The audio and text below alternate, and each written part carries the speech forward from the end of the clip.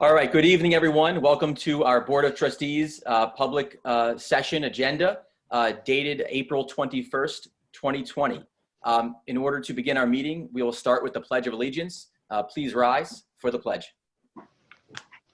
I pledge allegiance to the flag of the United States of America and to the republic for which it stands, one nation, under God, indivisible, with liberty and justice for all. Thank you very much. That said, we now can move into the public comment portion of our agenda. Russell, are there any public comment that has been submitted? There was no public comment submitted prior to 5:45 this evening. Okay, excellent. So we can now move to board presentations, to which we do not have any this evening. And then we now have discussion items. And the first discussion item is the Lung Cancer Research Association Strides for Life, August 9th, 2020. Russell or Julie, this is obviously in your court, so whoever would like to take it, feel free. Go ahead, Julie. Okay, so this is an annual event. This is about the 6th or 7th year. It takes place again on Sunday, August 9th. It is the same route that they did last year that goes around Lake Agawam. They're just asking for everything the same as we have done it for them in the past. Chief, I don't know that you've had any concerns or issues in the past with this. I think it's all very smoothly. So they're just asking for the support. I did let them know that, again, that this would be presented to the board this evening, but that, of course, due to the COVID-19 situation, you know, we weren't 100% sure how things would look at that time. So I don't know if you want to do a conditional approval or something of that nature, but I did let them know that that was a possibility. Chief and Brian, I'll let you guys take it from here. You know, we're of course open to anything. This is a great event. Not sure how we want to proceed with future events at this point. If all the public safety requirements are met, I think why don't we approve it unconditionally and be hopeful that it will be held at that time if the date is available. And just with the very strong asterisks that if we have to move it because there are circumstances that are occurring, the organizers are just going to have to be aware of that, as long as the chief is okay with that. Yeah, that's fine. Hey, Brian? Yes. Is there any stipulation of when we have to let them know when we may or may not want to change the time? Yeah, it's a good question. You know, it's a very fluid situation. We don't really know.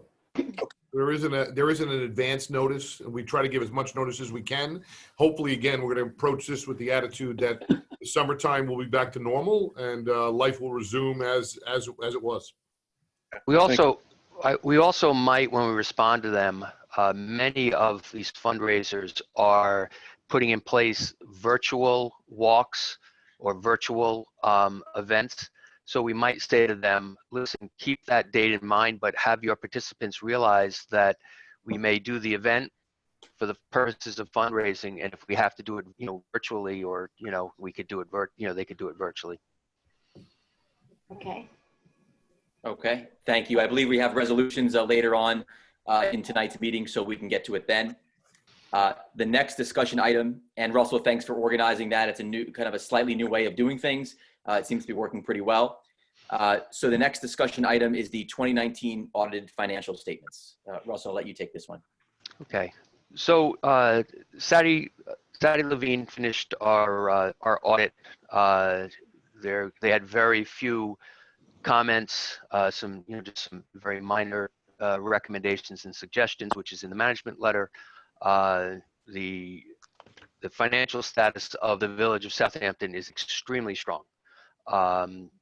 We over our revenue projections by close to $400,000. We were about $700,000 low under on expenses. Our unassigned fund balance is now at $7,331,191. We have not assigned any fund balance year to date, fiscal year to date. So that balance still remains the same. And when we get to the next topic, which is the 2020-2021 budget, the village is proposing a budget which is a balanced budget under the tax cap without assigning any fund balance. So if anyone has any questions regarding the audit, feel free to ask. It's a pretty detailed document, and later on, it's our obligation to accept the audit. We have a number of financial institutions, including our rating agencies, that are waiting for a copy of this. So we accept it tonight. Again, at any time, if you have any questions or anything that you want to bring forward, either through me to Sadie Levine, or you want to call to Bill Coates, the managing partner who handles our account, certainly the board is welcome to query any of us on that. Thank you, Russell. Does the board have any questions on this? I'm good. Okay, excellent. So, Mayor, could I just add one comment? please, thank you, Brian. I just want to add one comment, and really it's a congratulations to Village Administrator Cradaville on the March 31st, 2020 management letter on the no significant difficulties, only very minor immaterial changes, and no disagreements with management with regard to the course of the audit. I just wanted to pass that along to the mayor, the board, and Administrator Cradaville. So congratulations. Thank you, Brian. And thank you, Russell. We appreciate that. That's excellent. And if I could, and Pat Letterman puts an awful lot of time in to make certain that when those auditors come in, everything is prepared and ready. They do not have to wait and sit around and oh, when can you get this to me? She has them ready and in order, and she deserves a lion's share of the credit on the day-to-day running of the financial operation of the village. Yay, Pat. Well said. That's right. All right. Thank you, Pat, as well. If you're watching, thank you for your hard work and diligence.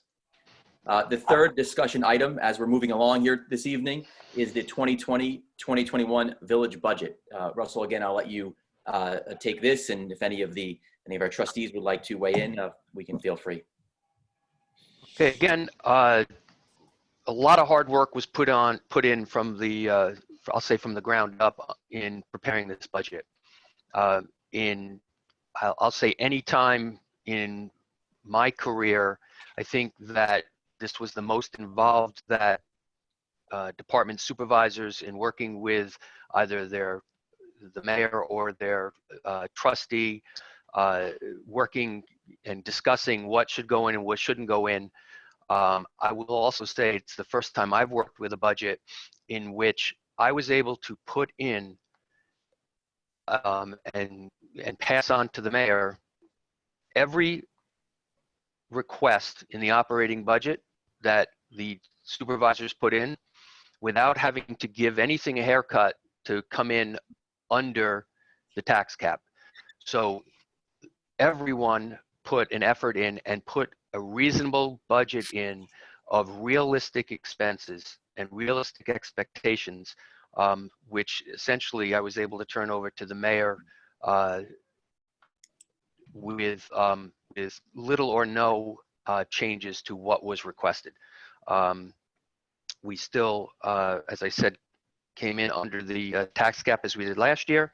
We're about $42,500 under what would have been permitted. That's also good news because that also is something that we are able to carry over into next year. If, as we spoke about at the budget hearing a couple of weeks ago, this budget not only is a solid budget for 2020, 2021 with conservative revenue estimates and reasonable expenditure requests, it does bode ourselves very, very well for a couple of things. If things do not turn around, if there is a long dip in the economy, there is room in this budget to protect ourselves that we would most likely not need to go into our fund balance to cover necessary and essential expenditures. And again, it sets us up very, very well for next year if in fact we really have to make some dramatic changes in how we operate as a village. So it affords us the ability to look and see how we're doing and continue in the practices that we're looking to do. There's plenty of room in here for capital projects and other types of activities and functions that the village is looking to do, that the Board of Trustees are looking to do. And again, a balanced budget without taking from the rainy day fund, and an anticipation in the event that it is a rainy day, that we have room in this budget to adjust to any unfortunate circumstances due to prolonged results of this pandemic. Thank you very much, Russell. We appreciate your hard work on this budget. There was a lot of hard work by Pat Letterman, as well as Kathy Sweeney, who inputted some of the numbers. So we really worked pretty hard over the month of March to get the budget where we wanted it to be. Now, with that said, are there any comments from the board?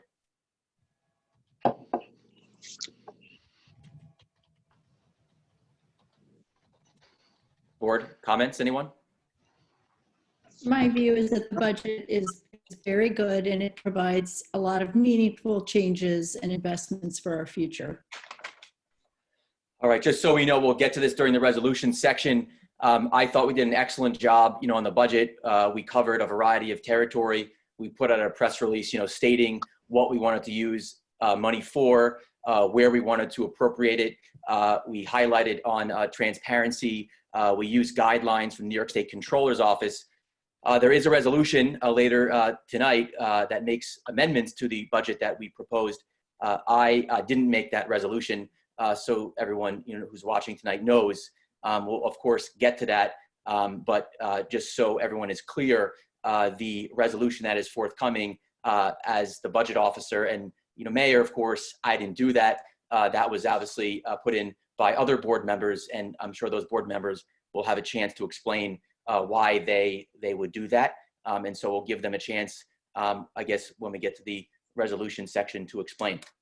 So with that said, we can now move to communications to the board. The first communication is from NICOM, federal aid to local municipalities. Okay. All right. So we have a letter from the president of NICOM, Peter Baines, who is asking board members, the village board, to send a letter to their federal representatives stating that they believe that the federal aid that is being proposed is too heavy to the larger cities, and they believe that smaller municipalities, villages, and the local level need to have their fair share. And if the board pleases, we could get a letter drafted and send it to again to our congresspersons and our senators, federal senators, to please listen, that we believe that there should be a fairer distribution. Thank you, Russell. I think we absolutely should do that. I think on some of our calls, not only with the Suffolk County Executive Steve Bellone, but on our ESSM calls, that's a big topic. Local villages and towns similar to ours, should be getting our fair share, and we should obviously do our part in letting both the state and federal government know that we, local governments, are the key to good government. So I guess that covers that. I don't know if anyone has any other thoughts on that letter. Sounds good. Okay. So we'll draft the letter on behalf of the board, and we'll have the mayor sign that. I don't believe we don't need a resolution to do that. I just think that's a discussion that can just turn into a letter. Hey, Russ, can I ask one thing, please? I'm sorry. Sure. Yeah. County Executive Steve Bellone brought up in the calls that part of the criteria for municipalities, I forget whether it's whatever it's called, a village or town or whatever, It's for some of this aid is cut off at 2 million population, and Suffolk County falls in at 1.5, and he's looking for some revisions. Is this what you're talking about? Is this fall in the same lines as that? It's what he's talking about is a little bit of different, a slightly different pot of money that goes to counties. This is monies that are supposed to go to city, municipalities, cities, villages, towns, but it's in the same bill. So essentially, same church, maybe a different pew. That's all. Okay. So the criteria for the SCVOA one you're talking about, the NICOM, that is not based on population size. No, it is. It is. Okay. But again, I am fairly certain it's a different pot of money. Okay. But it is pegged to population size. Yes, it The is. money that came out before was driven by a population of, to Rich's point, 500,000 and above. And if you're not a town or a village of that amount, you weren't looked at, is my understanding, right, Rich? Well, I was referring to, I don't know the NICOM village or town version, but the county or whatever that Steve Malone, I wasn't sure what it was, but he it was a 2 million earmark, 2 million capita earmark, and Suffolk County has 1.5, which would make the county ineligible for certain aid. So I guess there was some type of appeal going on there. And this is, again, it's a similar scenario, Russell, but just, again, as you say, a different pot of money. Yeah. Okay. All right, Russell, with that said, there's 5 communications to the board. We can just let you run with all of them if you don't mind. That would be helpful, and we can move through them. We've got a hefty second half. Okay. So real quick, Suffolk County Village Officials Association has a letter that they have concerns with the fact that they're not happy with the I apologize for, I got the two of them mixed up. The natural gas capacity issue, and they feel as though we need to act and demand that we get the same type of efficiencies and electrification that will be vital moving forward. And they're looking for some aid to help us get more natural gas. As many village board members may know, we had to put it in at the ambulance barn a propane gas tank for our generator backup, because of the fact that that they have not, there's this problem with natural gas capacity. So this is to let us know, and again, looking for us to support the NESE pipeline, which is a more cost-efficient and that adequately supplies the capacity that we need. So that's just again, no, I don't think there's really any action unless we want to send again to the Public Service Commission a letter in support of this. Again, I think it would, I think we should support SCOVA. They're very supportive of us. I think that it can affect us. So again, this would just be a letter from again from the village board. So the next communications, and I'll just run through them, Mayor, if that's okay. Please do. Okay, is the East End Financial, who is our financial advisors and the folks that we that invest our fire department LoSAP funding. They're not only giving us quarterly reports, they are actually reporting to us on a weekly basis as to where they see the markets, where things are going.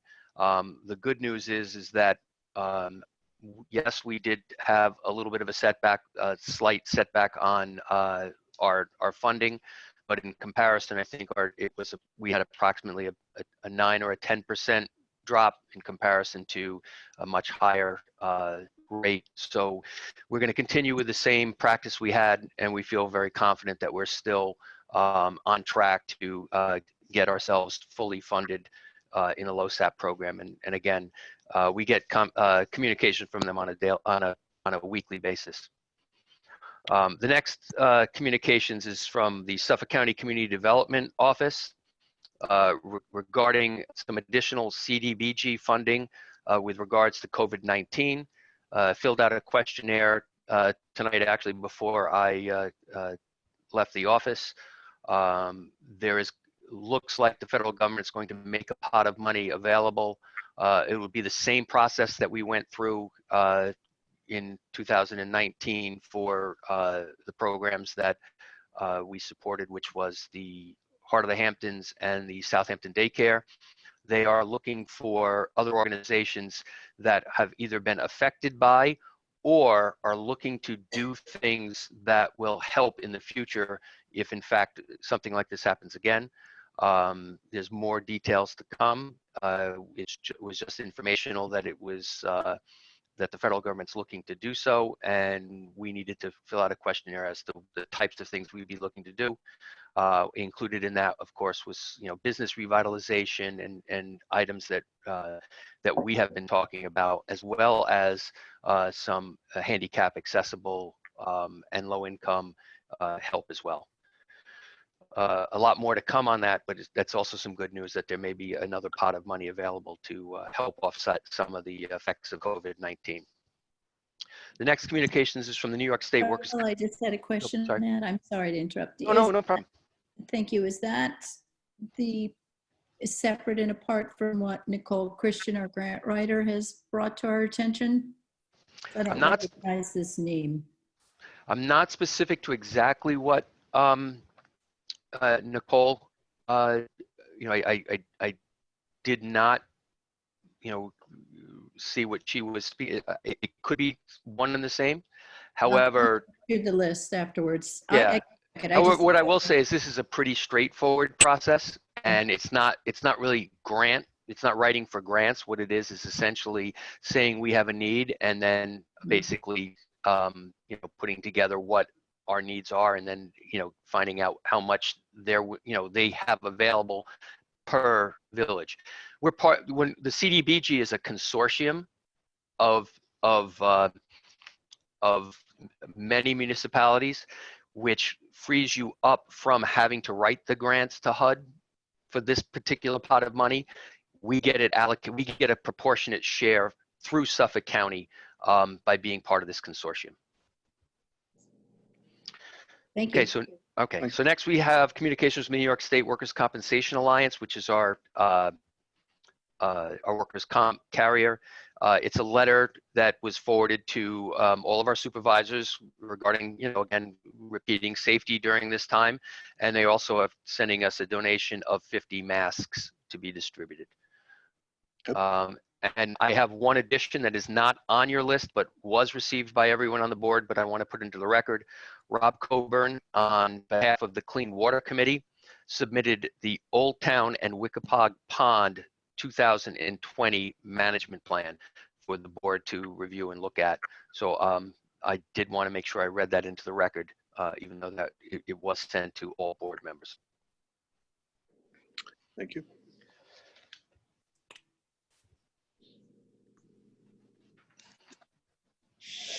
Thank you, Russell. We now have suggested resolutions. Mayor, if I could, we did, and I didn't know if it was done purposely. We did miss the public hearings. We have 2 public hearings tonight.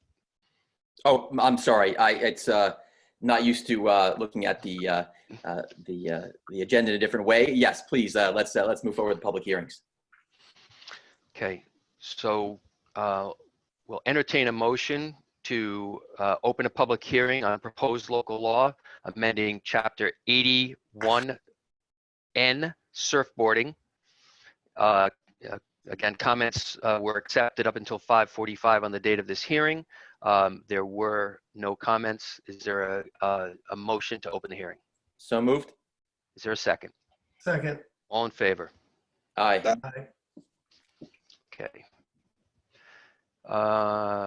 Do you want to start, Alexandra? Yeah. Thank you. So this local law is the proposal to lift the prohibition on recreational surfing at the village beaches. And so essentially the law permits surfing for recreational purposes between June 15th and September 15th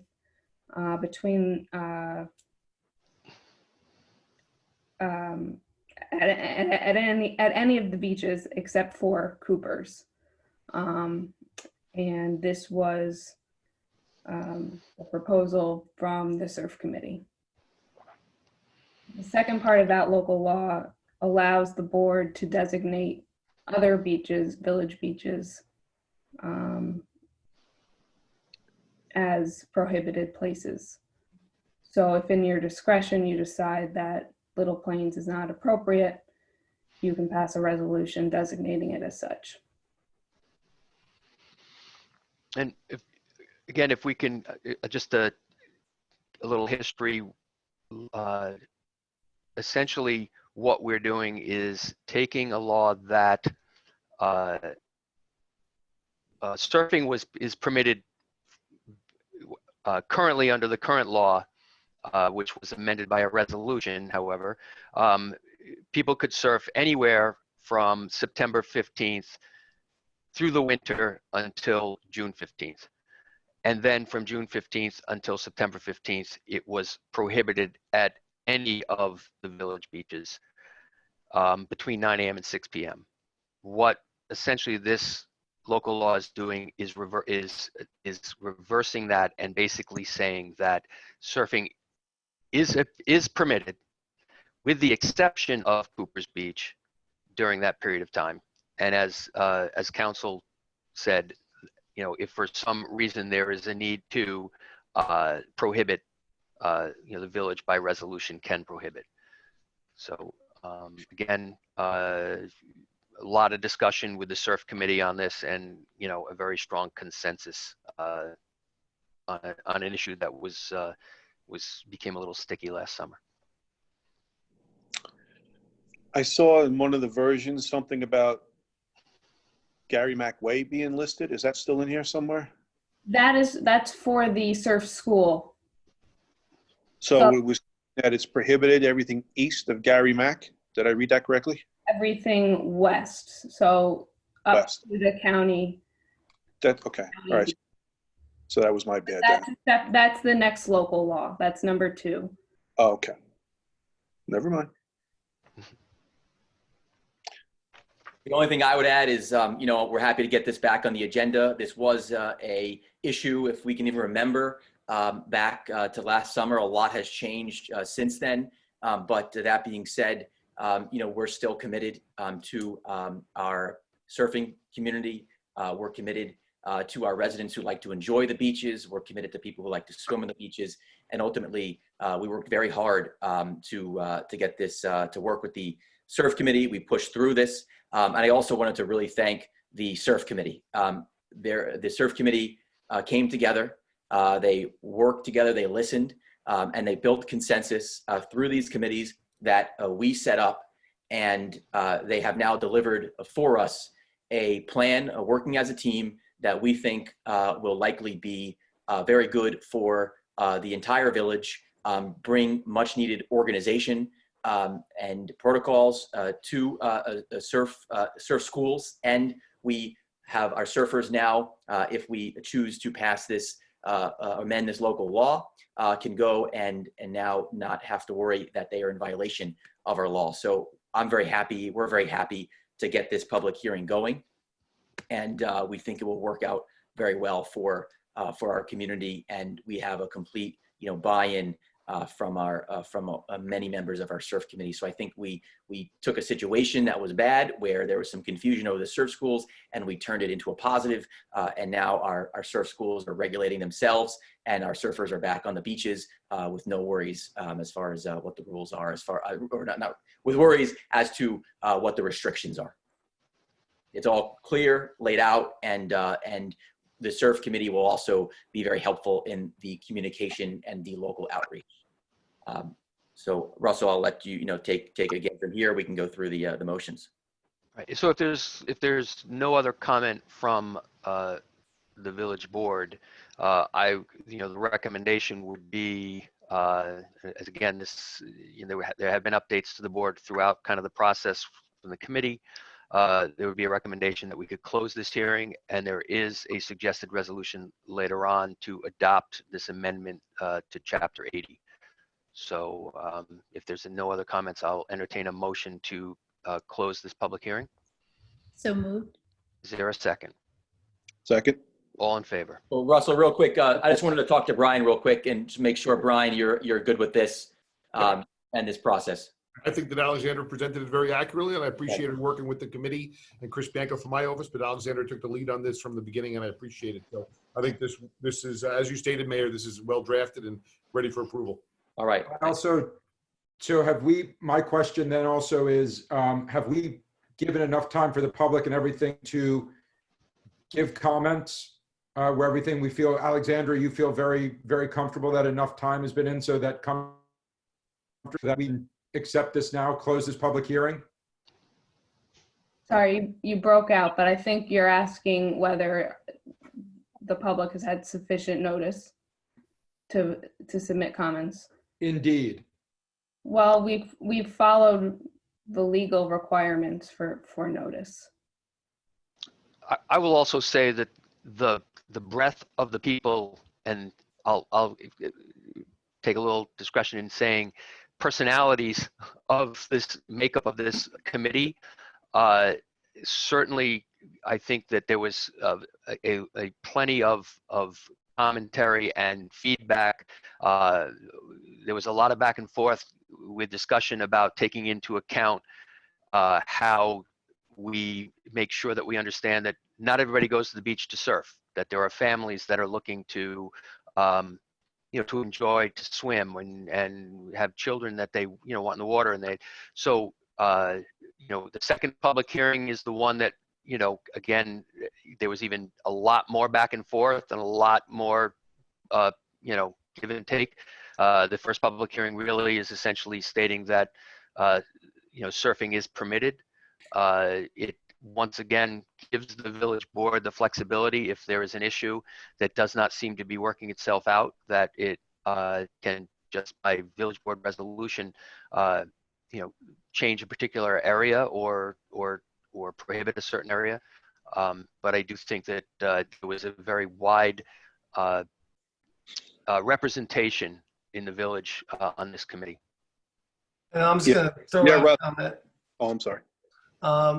Yes, absolutely. Collaboration with the committee was fantastic. I was able to, hear a lot of comments from some of the people that were involved in it, and there was a lot of really, really good, hard, conversations at times. And it's a necessary step, as we found out from last year, and it's a good step. And as we go through this, we're going to learn more from it, and we'll probably be able to, discover some things that are going to be even better moving forward. But the most important thing is to, when we are down at the beach and we are safe and we are smart and we are making sure that, we're covering all the bases. So good job to everybody that was involved in this. Okay, so we have a motion. I get to say Go one ahead, thing I'm sorry. I need just to chime in on that, and Trustee Parrish hit that on the head, and what you did, Russ, because this is clearly one of the oldest arguments around in the village of Southampton. So I will say that the group that was put together in the committee that Mark did a lot of participation with there worked out very well, and it was one hell of a cross section of people. I will give you that, more than I anticipated, and more importantly, you did have the participation and the acceptance of the enforcement community, or law enforcement, and that's a big thing, because again, you can pass all laws you want, if you can't enforce them, they mean nothing. So the important part is a group of people from a wide breadth, cross section of people in the village. And community, not just the village, and the community got together, and it also that legislatively we agree on it, and enforcement. That's not easy to do. So kudos to all involved in it. Okay, we have a motion and a second. All in favor to close the hearing? Aye. Aye.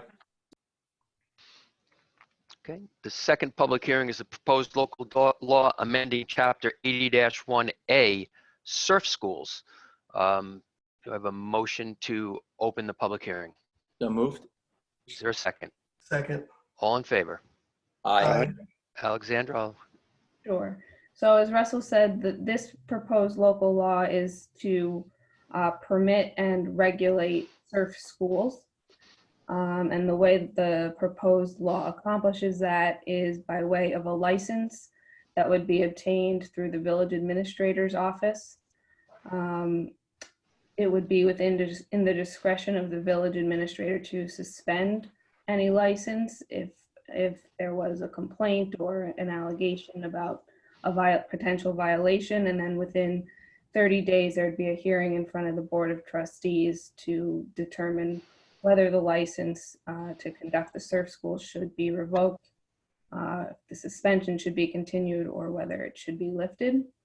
The proposed local law also provides for the Board of Trustees to adopt rules and regulations as they see fit to regulate surf schools and how they operate. From the time, anything from the time that the schools are being run to how many members are in each school. And you'll see later on there is a proposed resolution addressing these types of issues for the board to consider. And again, this local law was vetted by the surf committee, which contains, as Russell said, a lot of different members of the community. They worked very diligently in putting together the local law and also the regulations that they're proposing in the resolution. And they were really great about reaching a consensus on these issues, which wasn't always easy to do. If I can add a couple of things before the board asks questions or comments. One of the things that this local law does is it takes away the cumbersomeness that we ran into last summer of the fact that this Board of Trustees only meets twice a month, and sometimes there's 3.5 weeks, almost 4 weeks between meetings. So if you recall last summer, even though the board wanted to have a surf school, because of the cumbersomeness of the process, it became difficult to do that. Certainly, the village administrator works for the village board. Can't imagine that anyone who would sit in the chair would not converse, especially with the board member that is a liaison to the beaches and the full board if there's an issue, before taking an action. But what it does do is it does allow there to be fluidity if there needs to be change or if there are issues throughout the year. Clearly, everyone would work with law enforcement and get a feel for what is working and what isn't working. And again, the most important aspect of this local law, if it's passed, is that it does give the board the opportunity to, by resolution, put together the regulations and rules that would govern surf schools. And again, we can talk a little bit about that now if you want, or we could wait until that resolution comes up, but they do kind of go hand in hand. So, I could see where there's some crossover on the discussion here on not only this local law, but the proposed regulations. And again, there was a lot of very, very, I'll call it fiery discussion, but respectful discussion. Surf schools, I believe, are putting in place mechanisms for them to comply and clearly understand that very quickly, if they're not complying with the rules that are set forth, could have their school suspended, and obviously would create a hardship for them. So again, I think it was hard work by a lot of good minds that came together. And interestingly enough, the board, the committee ran itself. I mean, the chair of the committee, he took the meeting over, ran it, entertained motions, the whole thing. It was again a very, very vibrant group of people who went over this.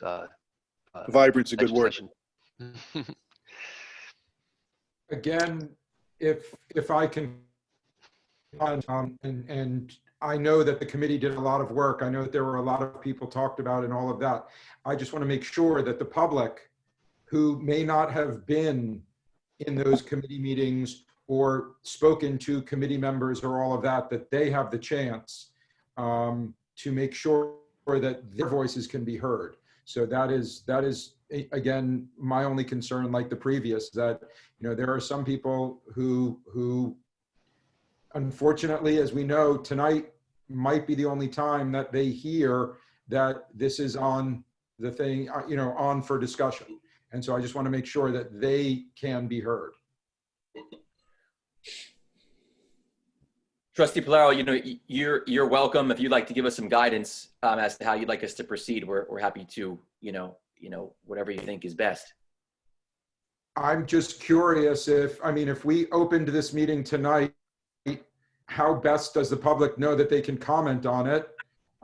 If we then close the meeting tonight and vote on the resolution, can they comment on it? So that's my only question, is to make sure that we are allowing the public the opportunity to comment on this public hearing, which it is a public hearing. And you know, right now with the way that we are forced to do things, the public has to hear about it post our meeting, and the meeting has, you know, 10 of us on it right now. That's my only inclination when I hear that, you know, we are opening the meeting tonight, then closing the meeting, and then trying to vote on it later.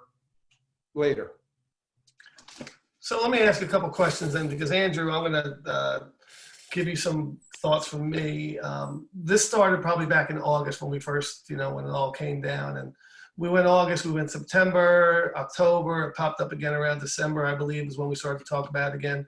And we did have quite a few, Russell, maybe you can tell, we did have at least 3 public hearings, correct, regarding, you know, people's thoughts about where we would go. However, once the mayor and the board of trustees decided to form this committee, we sort of gave it to them, figuring that they would do all the things that, you know, they would do to protect the you know, privilege to go down and surf, and the right in a lot of ways also.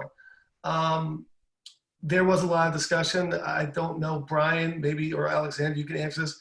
Was it always the board's intent to give it to the committee and let them come up with it, and therefore their discussions were part of the public already? And if there was any feedback, it could have went to that. And therefore, when we got it delivered, we then had the right or the opportunity to vote on it. I think sorry about that. Yeah, I think that the intention was not to cede your ability as a board of trustees to a committee, but to allow them to have their thoughts and have it hashed out and promulgated in a way that allows you to have certain feedback from hyper interested parties. That I think that was the appointment of the committee. So I think that committee worked hard on getting it together, and I think that that's indicative of the lack of public notice or public participation, I should say, in this to a certain extent, and no emailed comments to the village administrator.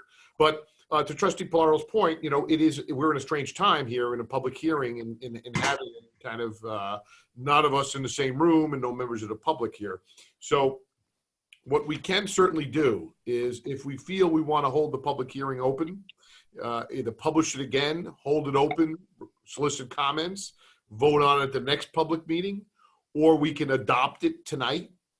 And if we get some flood of feedback, reopen the hearing, have it again, and amend the law. Well, 2 things. One, Like that. well, actually I have 3 things. One, we're in a little bit of a time constraint because people are trying to sign their family members or sign up for, for lessons. So we're a little tight on that. Number 2, what this public hearing is basically saying is that we're going to allow surf schools, and that this village board is going to promulgate rules and regulations around the surf schools. So adopting this local law tonight, all that's doing that is different than last year is that instead of us advertising for a school, awarding it to a school, and then not having really any particular rules, which we didn't, the only obligations we had was the fact of telling them the time in which they could have the school. There was nothing that, decided what distinguished one school from another. Law enforcement could have a very difficult time in the past telling who was a licensed surf school, who wasn't. So all of those things are defined. The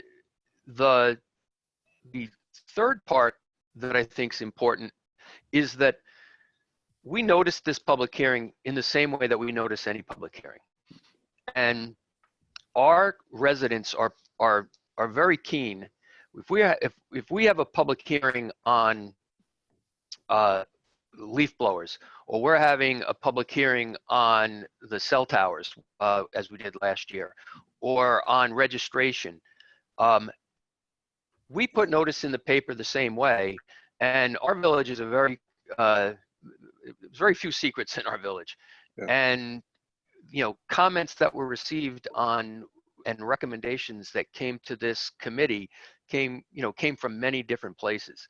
And I think that the fact that we do get a lot of feedback after advertising for a public hearing, it's the normal protocol. We didn't receive phone calls. And normally we would. So, we really didn't do anything different here, other than the fact that there aren't people sitting in our audience,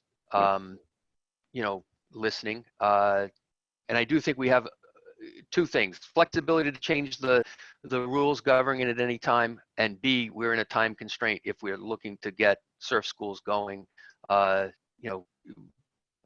in a timely manner so that they can advertise and sign people up. Right. If I may, Russell, good point. I mean, I'm inclined to go ahead with it because, again, there's been much discussion about this, and Trustee Palower brings up a good point about, an opportunity, but our counselor just pointed out that based on these conditions and current times, that can be done after the fact. I'm just going to point out a couple things, if I may. Looking through this is pretty detailed as far as hours and length of time and amount of participants and students and so forth. So, and again, this didn't come lightly, and I applaud the committee for doing this. And I do think the committee certainly responded to the concerns of the public and their own internal surfing community.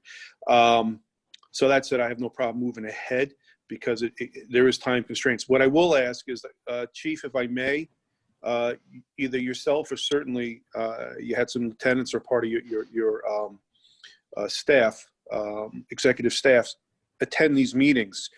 Have you reviewed any of this? I don't want to put you on the spot, or do you have any issues? Is this something that you're okay with proceeding with?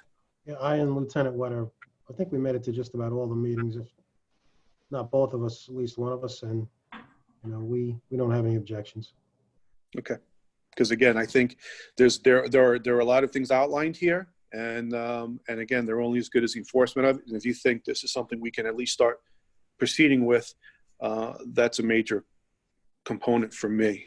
So that's just for what it's worth. I can just also add that the surf committee is really interested in self-policing themselves also. And while we explained to them that we needed a mechanism to enforce the law with our own police force, to the extent that they want to make sure that the surf schools are staying within the parameters of the board's regulations, they're welcome to do that. And it does sound to me like they might put together some informal, panel that they can self-police.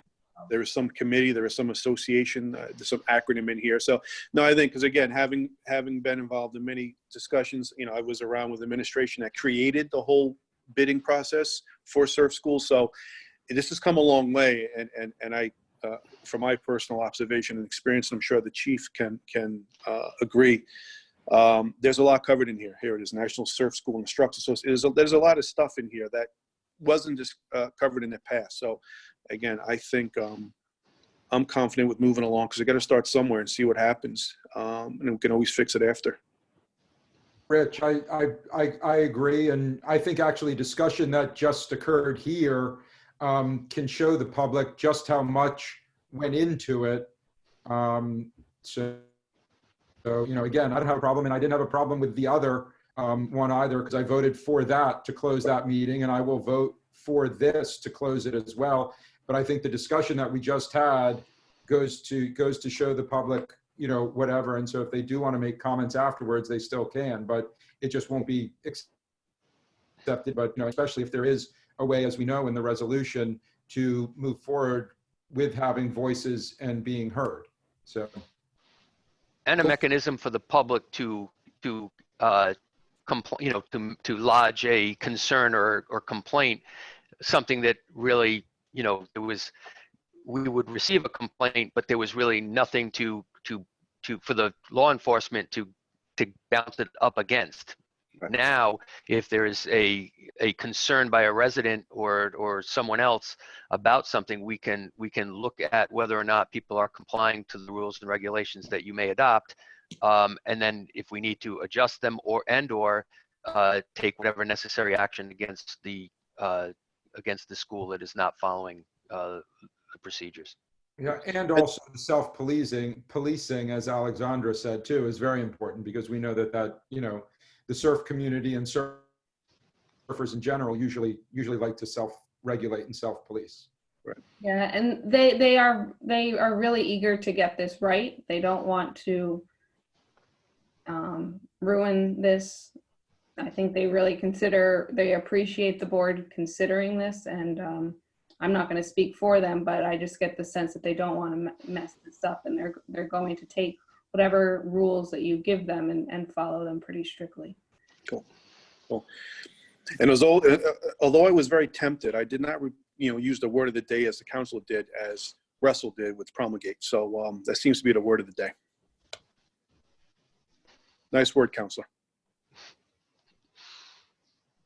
Okay, so should we, Russell, we can move forward with, have we made with a motion? If the board is ready, we can entertain a motion to close the public hearing. Okay, I'll make that motion. Is there a second? Second. All in favor? Aye. Okay. Okay, excellent. Thank you again, Russell, and thank you for your explanation. We appreciate that. So I will also say that Alexandra was, and Julie both were kind of the point people. Oddly enough, I did attend all of the meetings. My participation in it was a lot of listening. Both Julie and Alexandra kind of steered the committee, and then the committee elected a chair and followed the lead of the chair. So it was a team effort. That's right. And thank you, Alexandra, for really working behind the scenes to make sure that our surf legislation was done well, that our chapter was amended correctly, and that our surf school had good rules and regulations. And thank you for attending all of those surf committee meetings. As Russell pointed out, they were definitely very passionate meetings. So thank you for being the person behind the scenes to get all that done. We couldn't have done it without you, and we couldn't have done it without the surf committee and Julie and Russell. So thank you to everybody. So with that being said, Russell, we can move forward with suggested resolutions. I'll let you take the first one. Okay, entertain a motion resolved that the reading of the minutes for the public session of April 9th, 2020 be dispensed with, and that those minutes be accepted as filed by the village administrator, and that the actions taken at that meeting be and hereby are ratified and approved. So moved. Is there a second? Second. All in favor? Aye. Aye. Entertain a motion resolved that the claims for the warrants dated April 21st, 2020 totaling $477,695.39, warrant number 14 of the general fund, and $1,800 warrant number 11 of the capital reserve fund be audited and approved. So moved. Is there a second? Second. Okay, and a note on that, the $350,000 of that first warrant is our monthly health insurance bill. And the rest of the bills are just, general monthly bills. The warrant, as we are going to do going forward, is on our website. We do post the warrant there as well. All in favor? Aye. Aye. Aye. Entertain a motion resolved that the Board of Trustees hereby approves the attached schedule of budget transfers to eliminate line item overages for the period ending April 21st, 2020. So moved. Is there a second? Second. Russell, do we have that in the backup? We don't. I'm going to read it to you. Okay, thank you. Yep. So we're going to move $1,500 into the building inspector's contractual services and take $1,500 out of the building inspector's part-time money. This was a situation in which the building inspector had a couple of surveys that needed to be done for purposes of completing his not investigation, but his work on a building permit. So it's just a little over what the normal budget would be. And there was money in the part-time to cover that. And the second is to move $3,000 from parks into parks utilities from parks miscellaneous, as we discussed at the last meeting. And in two ways, we did have some changes in some utility costs in the parks department. Recognized that there were a couple of lights and poles in parks that PSG did not realize they were not billing us for.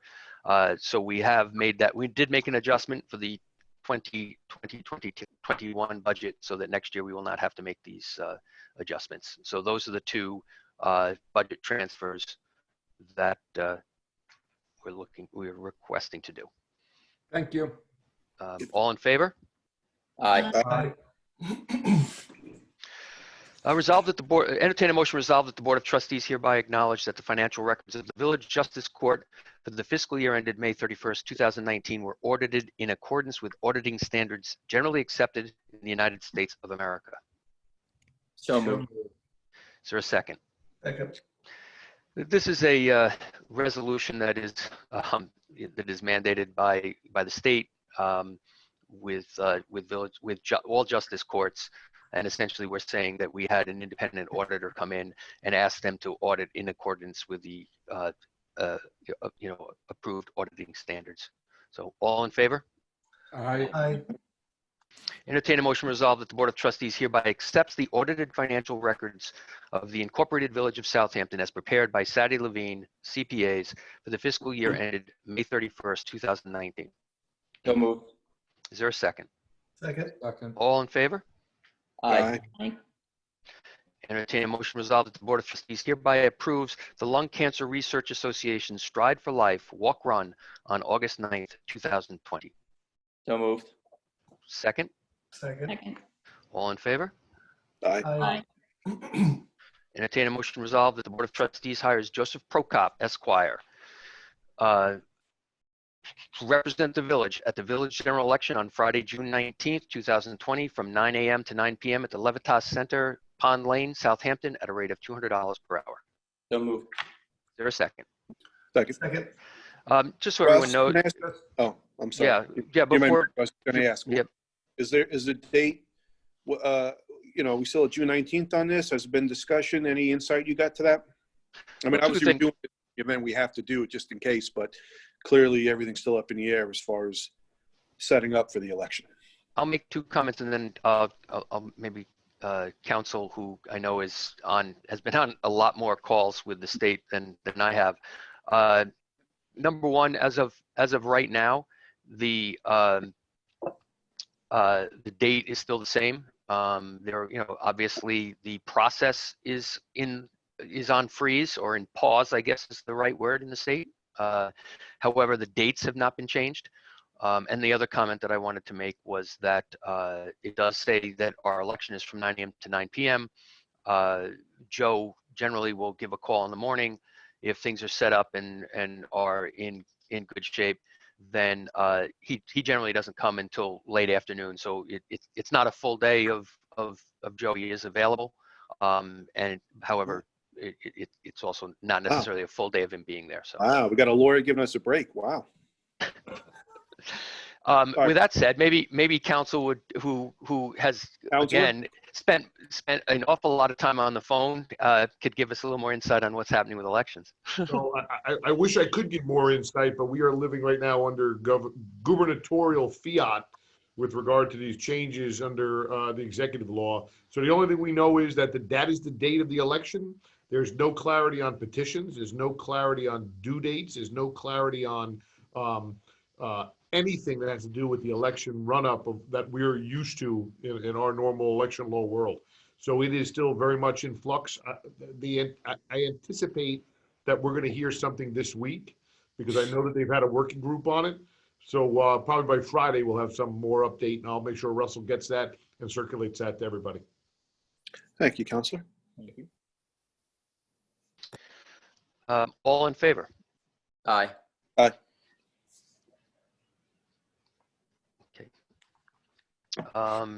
All right. Entertain I think people might have been on mute by accident, so. Okay. Yeah, I only heard two, so I want to hear at least Yeah. three ayes. I didn't hear. Aye. I didn't hear. Al. Okay, got it. Okay, this is third. Thank you. My internet's going in and out. I have big black clouds above me, just so you know. Okay. All right. Understandable. Entertain a motion resolved that the Board of Trustees hereby adopts a local law number 2 of 2020, amending section 80-1N of chapter 80 of the Village Code to regulate surfboarding on Ocean Beach. So moved. Is there a second? Second. Any further questions? Trustee Yastrzemski, Aye. Trustee Allen, Aye. Mayor Warren, Aye. Trustee Parrish, Aye. Trustee Polaro. Aye. Okay. Entertain a motion resolved that the Board of Trustees hereby adopts a local law number 3 of 2020, amending section 80-1A1 of chapter 80 of the Village Code to regulate surf schools on Ocean Beach. So moved. Is there a second? Second. Trustee Yastrzemski, Aye. Trustee Allen, Aye. Mayor Warren, Aye. Trustee Parrish, Aye. Trustee Polaro. Aye.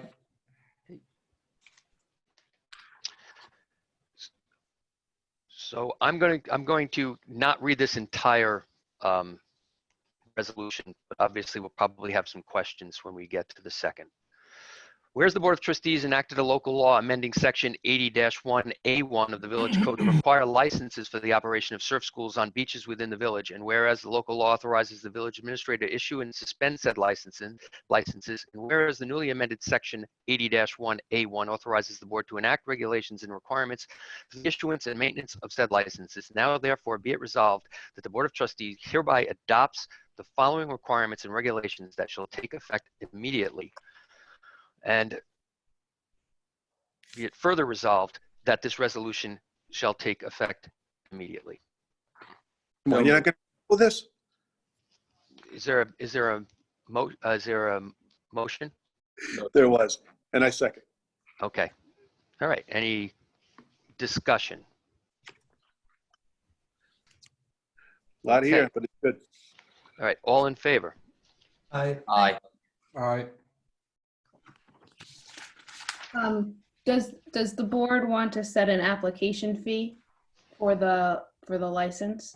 Good That can question. be done by separate resolution, but you might want to put some thought into what that amount will be.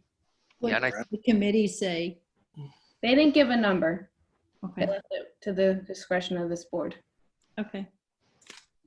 Okay. Do we have any comparisons versus other municipalities that do this across the island or out in the East End? Not that I'm aware. But I could ask the committee if Okay. they know of any other municipalities that have this process in place. What's the current, Russell, now that we get? Well, we've gotten between, $2,000, $2,500 in the past, for surf schools. And when does that start? Does that start effective May 15th, or does it start, can it be April 15th or what? No, I don't think that any of them are going to start, prior to, weekends, after Memorial Day. Would be my would be my guess. And then, weekdays, once school is out. But do we have, like previously before, was there any type of, start date, stop date, or no? Just sort of, when they got it, then they started and then. Yes, it was. There was a start date that was from after Memorial Day through Labor Day.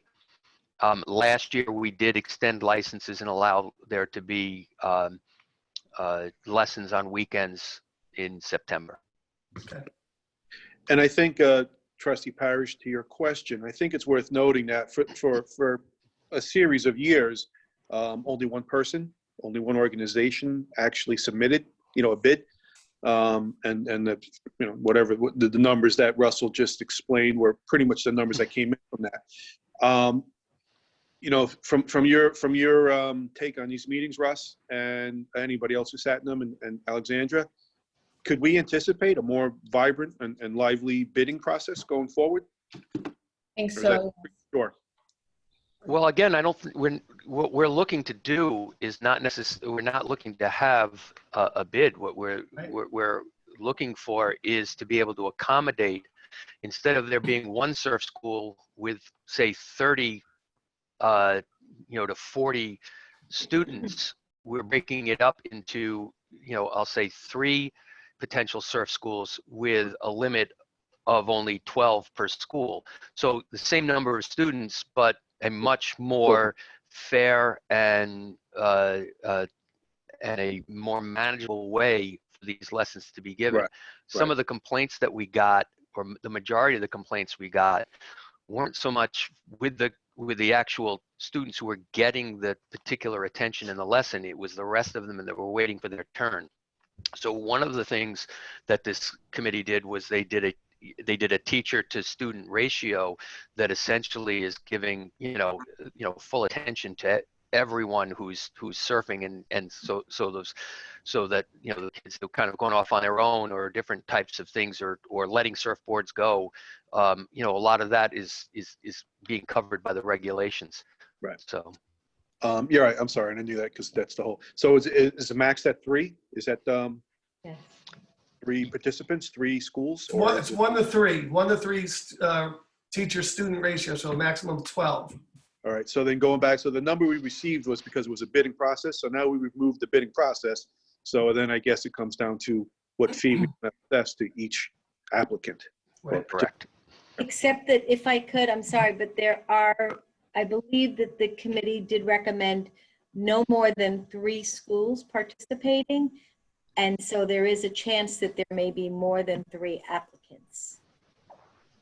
Thank you. Okay. I guess that's what I was kind of getting at. Eventually, yeah, thank you. I mean, some weeding out is going to have to be done by us potentially. Yes. And with that, what will we go beyond 3? Do we have a criteria? I mean, I guess we'll just worry about that when we get to it. Yeah, I think that one of the things that will be interesting to see is that it is fairly difficult to get the insurance and to go through what it takes to actually put on a school. If you recall last year, we thought that we were going to have a number of people apply, but once they saw what it is and the cost of insuring and protecting and the type of people that they have to have on staff, I think there going to be a lot of people who are interested in doing it, but I think once they read the fine print are going to realize that they're probably better off working for one of these established schools than going off on their own. It's kind of difficult to do if you've not already established as a surf school. Okay, thank you. Could I also just add that in the resolution, it has in 1A application, that the application be submitted on or before May 1st, 2020. That's obviously going to be a little tight. So you may want to push that back to June 1st, 2020. Or Agreed. something else. Okay. I agree. Thank you, Brian.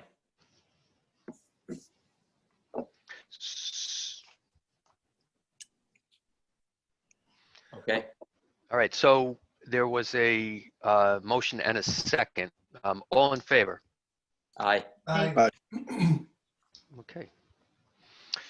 And Next is one. that the amended resolution, or the amended date to June 1st? Do we need to do that, Brian, or can the village administrator?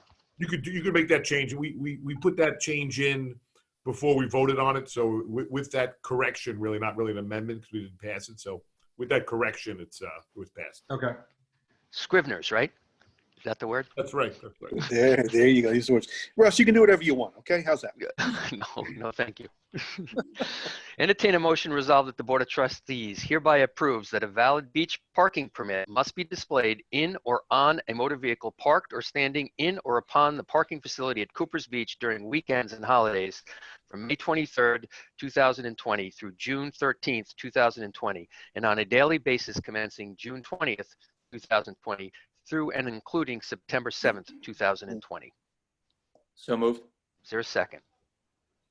Second. Russ, Just I so have everyone- a quick discussion item here.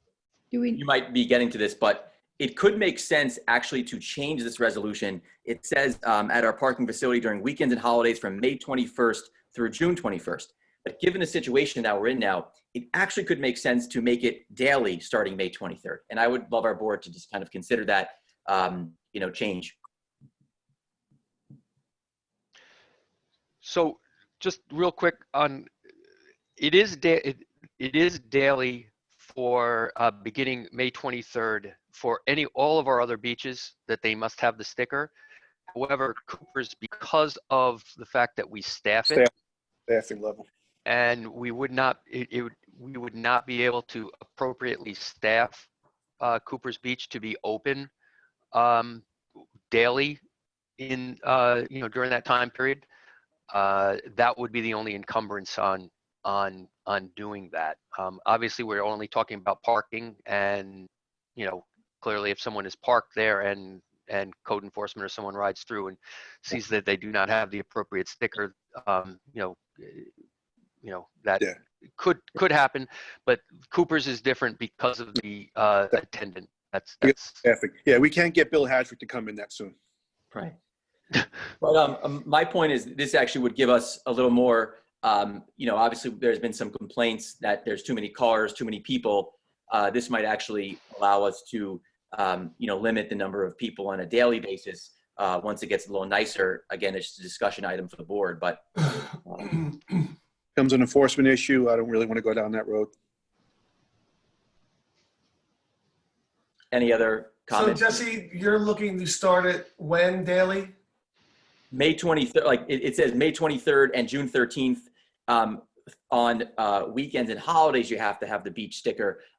What the change, we might consider making is that we should actually have the beach sticker starting on May 23rd for Cooper's, simply because we don't want people parking too close together. We could be we could be out of the woods. We might not be out of the woods by then. Chances are, the coronavirus will still be with us in some form by May 23rd.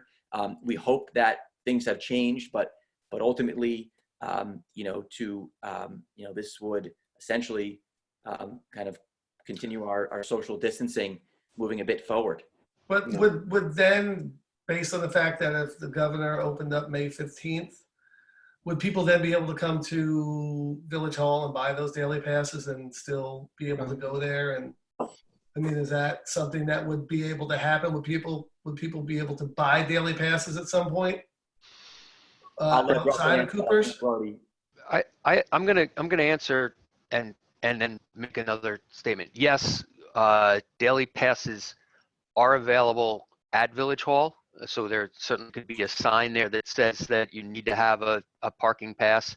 The issue would then be if we are still in a situation in which we're limiting the number of people who come, then we don't know how many daily passes we can sell or not sell, because we don't know how many people who have seasonal passes are there. I might say that I think the mayor this may be a good idea, but what I was wondering is that we're going to probably know by our first meeting in May whether or not we're still pausing or not, or what our rules are. So we certainly could offer a resolution on our first meeting in May, doing exactly what the mayor is recommending, and it would still be in time for that, for the time frame, from Memorial Day through when school gets out. So we could probably still accomplish that and have time to evaluate how we do it. So what are you saying? We pass it as is, but we can amend it later? You wouldn't necessarily have to amend that. What you would do is just pass another resolution essentially stating that, due to the following circumstances, that this is what we're doing.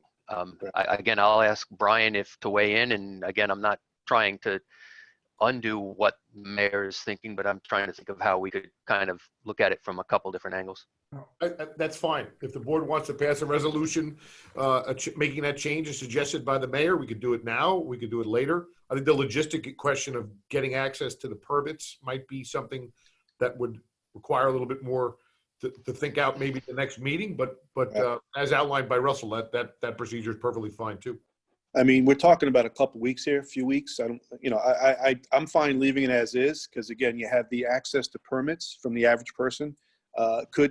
Again, it's a little fluid. May be impactful, may not be. We don't know.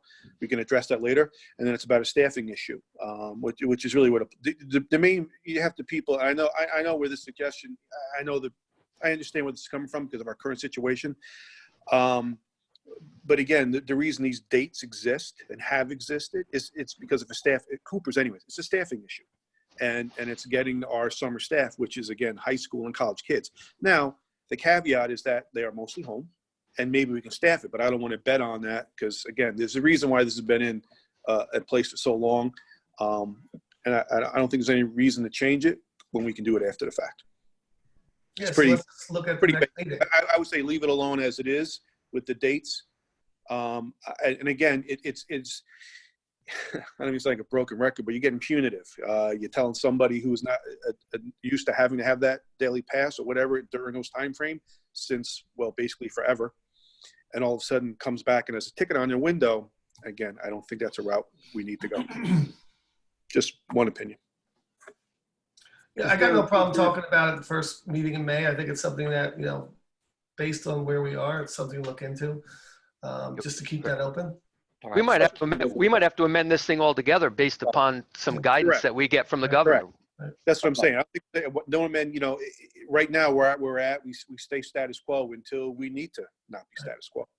Okay. I mean, All right, I'm would we want to just even not pass this resolution and hope that we find out more guidelines, for our next May meeting, and that way we're not amending anything or changing anything. We just skip over this one now, and we will have more guidelines then, and we can still. I mean, we still would have it in place because our meeting is earlier than the 21st or 3rd or whatever. I think, Andrew, we have to pass something because let's face it, people have already shelled out money for passes, and I don't think that would be fair to say, that's based on these guidelines. So I think we, again, my opinion is I think we could just pass it as normally would be. This is a pretty innocuous thing.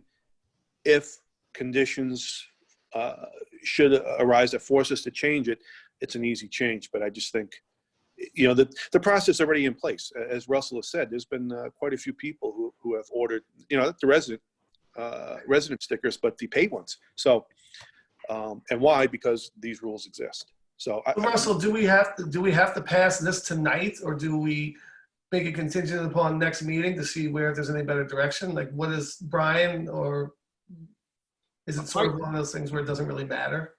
My take on this is that this is our standard operating procedure that we've done forever, and people have bought their stickers based upon this presumption.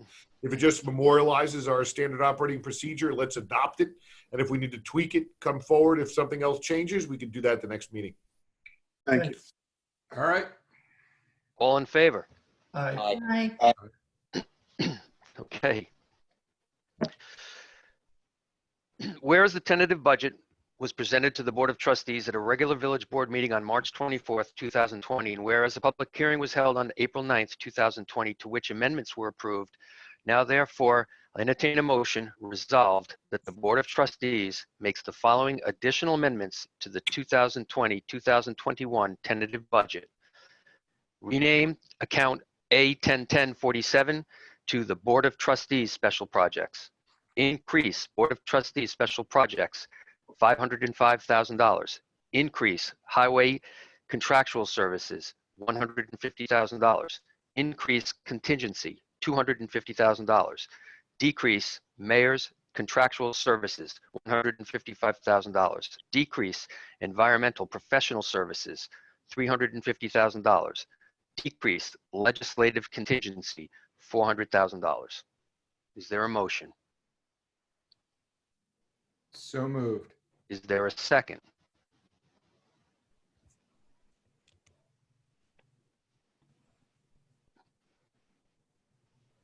Sorry, second. I was on mute. Okay. Their discussion. Yeah, I guess I'll start off with this since I was the one that sent the email. I sent out 2 emails, one, on April 9th and one on Sunday, the 16th. I'm sorry, the 16th and the 19th. I sent 2 emails to the board. On the meeting of the 9th, when this was, brought up, I had a nice dialogue with the mayor. I asked him some questions about, some of the changes he did. He elaborated on all those and,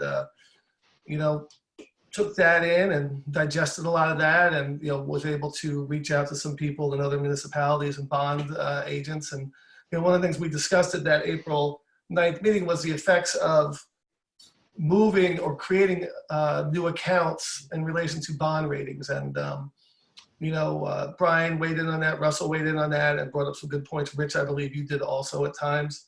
And I just really thought about it hard and really wanted to go through and see, where we were going. And what I decided to do was just reach out to the board with a couple different thoughts. One of the first ones was, noticing that it was always called the Trustees Special Projects. And, being that I've been in here for 8 or 9 months now, realizing that everything is a board of trustees, I figured a quick thing to do would be to change that. That way, it's not looking like the trustees are the only ones that are making big capital expenditures, because it's a board that votes on where all the money goes. So I felt changing that was a good way to, make it where it's all inclusive. Secondly, when it came to some of the other accounts that were created, I kept on getting, conversations with people that have been in this field, and they kept on saying, look, it's red flags and bonds, and I know the administrations, prior to this, to get us up to a double or triple A bond rating, that's really important. And going forward in an environment where we don't know where we are with revenues and with a pandemic and a crisis, I just really started to think about, the responsibility and where it is as people who sit up in these chairs is it's to the taxpayer. And the thought process was if taking away something from, let's say, mayor contractual or special legislative contingency and or environment, is that going to say that we're not in favor of that? I really thought about that and said that really doesn't portray what this board is doing. So, we do have the right to take any of that money and put it in those places, because up until this point, we all have been very, very, very supportive of all the environmental measures. So, it was one of those things where if I had to sit there and tell a taxpayer at some point 8, 9 months from now, oh, sorry, we lost our good rating because we had more accounts than we should have, and during the environment, it just didn't work out. That was something that I really thought heavily about, because again, the responsibility is to the taxpayer. And knowing that at any moment, even tonight, we can earmark X amount of dollars to an environment, X amount of dollars to this, but making sure that contingency account, which already existed, if we add more to that, we are then preparing for anything that comes at us. And again, for what Russell said and what I said at the April 9th meeting, this budget is a good budget. The number underneath the tax cap, it's just that it wasn't a necessity to create these new accounts. And the fact of the matter is, understanding that a lot of things get looked at with a lot of movements, I felt that bringing it back to a practice that has been successful was prudent. And that's where I stood. So I was the one that, talked to the administrator and let him know that these are the things that I'd like to throw out for a resolutions tonight.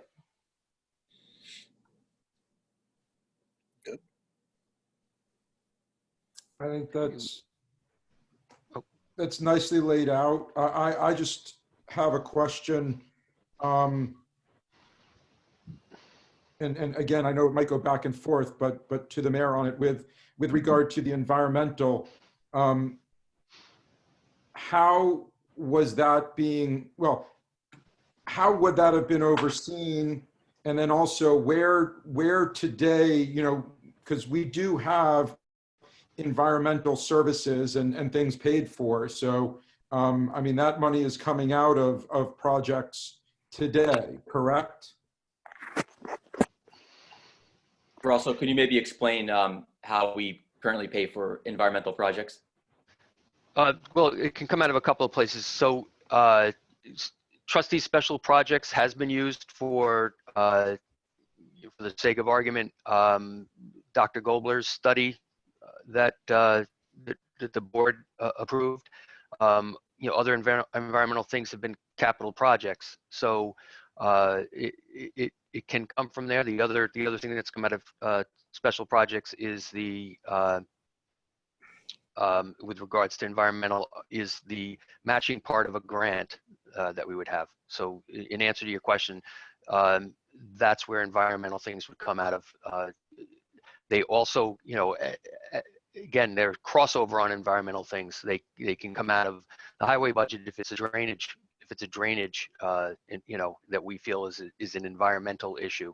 So those are the places that would come. Yeah, and again, if I could just, you know, add on a couple things, you know, the village has earned this rating for a reason, and I believe that this board is going to continue to honor that and even improve it, you know, and so just again, keep on going back. If this money can be earmarked through these accounts already, again, tonight, next week, there's not a problem that we can't say based on, you know, as we get, obviously, first and foremost, knowing where we are and understanding that, you know, freezing some discretionary will be probably a good idea until the end of August when we do get in our taxes and we figure out, you know, as we get through the New York State pause, where we have our revenues coming in, because there is criminal courts, beaches, and the, you know, real estate taxes are the biggest one. And, you know, we don't know where we are with those yet.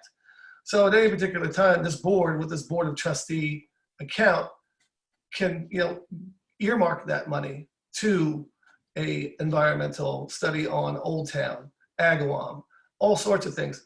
There, all those possibilities are there. What I just kept on thinking about, what I kept on learning was that this has been well earned by the village to keep their rating, and why, what's the necessity of jeopardizing that rating at this particular point with an unknown that we hear every day on, you know, from the state to the county calls about where we are. So that's what I wanted to just talk about tonight.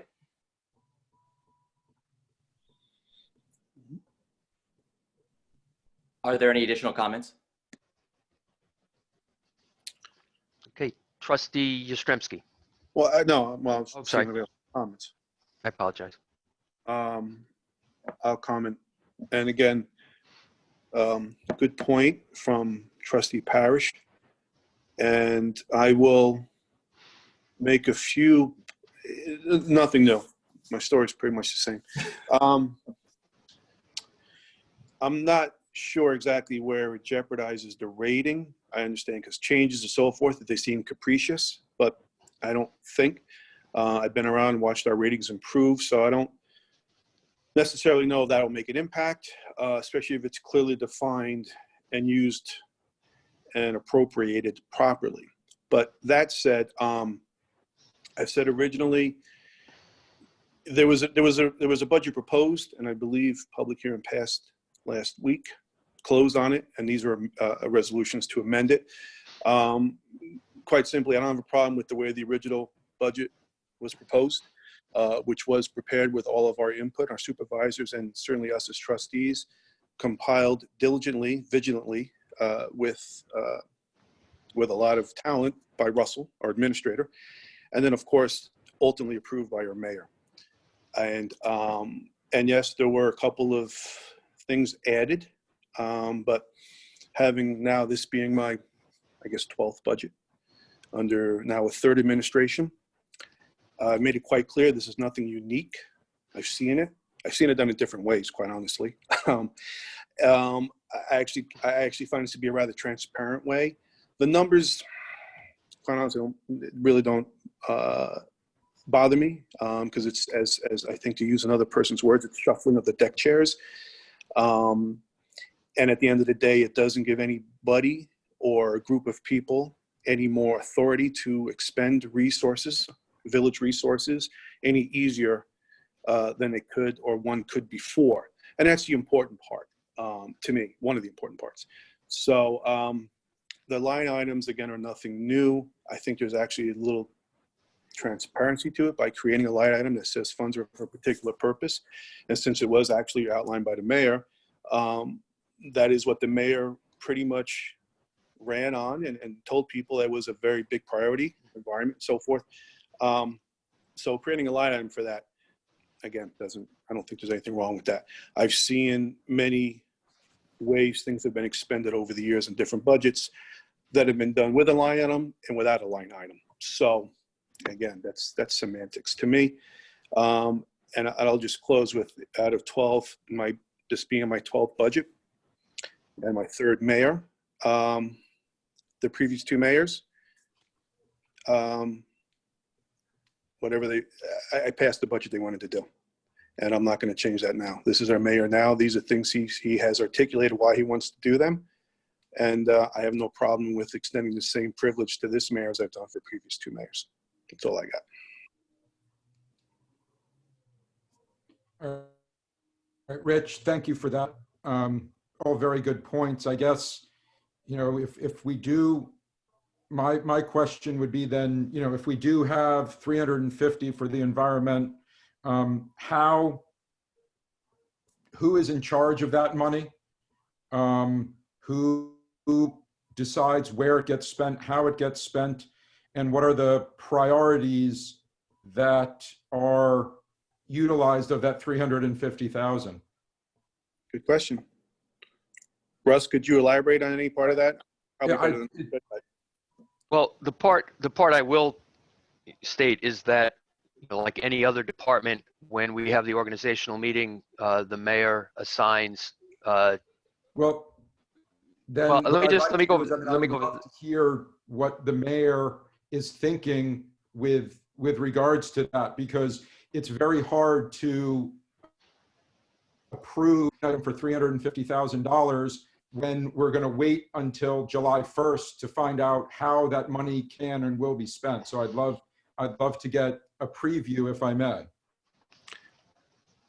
Well, I don't have Anyway, we did discuss this at the two prior hearings. There's a whole host of environmental projects that we can work on, including bioremediation, floating islands, including studies for permeable reactive barriers, which is a new technology. I'd love to be one of the first municipalities, in the state to really have a great PRB.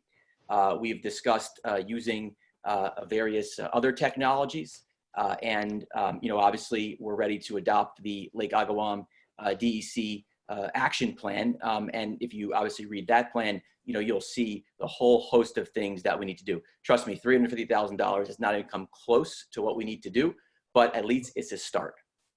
I understand it's a start, and I understand there's a lot, but Yeah. who has the responsibility for saying we're going to do what project?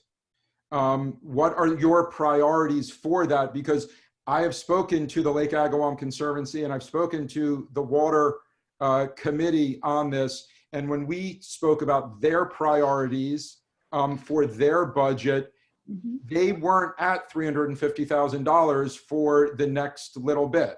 So I'm just, again, trying to see, who has the right to say, we're going to expend this money, or who says where the priorities are for expending this money, because I think that's very important. And again, my role here is to protect the residents of this village, and if it's kept where the board gets to vote and pass on it, then I feel very good about it, because there is yet to be an issue on the environment that this board has not passed. And I am just trying to see, under this new environmental line, who gets to say that? Is it, is it the board that gets to pass the expenditures of those money? Is it one person that you are going to put in place on July 1? how are the decisions made, and for both the priorities of it and also the spending of it? Ultimately, and we'll get to this, ultimately, I am in the minority in this board. We are in the minority of this board. So ultimately, the board is dictated by 3 people, dictated by you, dictated by Mark, dictated by Kimberly. These are your decisions here. It was my job to prepare the budget. We had ample opportunity to make changes. Now it's, we're making the amendments, and you can do whatever you want. I mean, it's your board. Mr. Mayor, can I ask you a couple questions? Did you ever reach out to me and ask me any questions about the budget? Absolutely. When? Over and over and over again. I've showed up at your restaurant prior to the coronavirus. We have called and called and called. Everyone knows how passionate we are about this topic. I have more to say later, but ultimately, over and over again. So I'm a little bit confused because, showing up my store while I'm working is one thing. And, you have, and I was very busy that day. And I remember that was probably back in probably even February or something. But, I got no response to emails. I didn't even know you were doing the budget. I was under the assumption it was Russell. And then, probably a few days before it came out, I was told that you did it. So there's a lot of things here at times where, the lack of communication. And, it's one of the things that I feel that I've always felt to be pretty strong with when I wanted to, talk to you. You and I have had some good discussions and emails regarding some other things. Again, if this is something where you're looking at as that myself and 2 other board members are blocking you, I think that you're reaching. And, you've gone around, you've said this before to people. You were on the radio the other day, and it's getting offensive because, again, when you go to the record, the one thing I did vote against you on was the first set of lawyers. And since then, I've basically been we go to the record, you'll probably be able to see it. And, the common theme I keep getting from people is that, we're blocking you. And, it's getting redundant. And I feel moving forward, again, I said that, right before the last meeting about working together smarter. I know what you want. I know your passion. I've seen it. I've heard it. I understand it. However, again, me coming up with these amendments was not a shot at you. And the personal feelings here have got to be put aside because, whether or not you go around and call me the person that, that is in control, that's not me. I'm one. And, we got to be able to stop with this and really say, hey, look, what's best for the village is what's best for the village. And as people that were voted in, we have to make sure that we think about the necessities of things versus what we feel might look good. Jesse, you have an aggressive agenda with Agawam and all the other things, and you will have everybody backing you on that. You guys have been doing it. Kimberly's been with you on that. Andrew has been, I believe, to a meeting. So, to sit there and start getting into this right now is sort of, it's just not the point. We're in a crisis. We're in a pandemic. We going ahead with this budget like this, the way that with the amendments, does not take anything away from you because you have done a lot with this Lake Agawam Project Conservancy. So, just to throw that out there is just one thing I had to really just, let you know. All right. Thank you for sharing that. We appreciate your thoughts. So with that being said. No, may I say something, please? You have the votes. May I say something, please, Mayor Warren? Please. So in the original, as Russell said, is the mayor still present?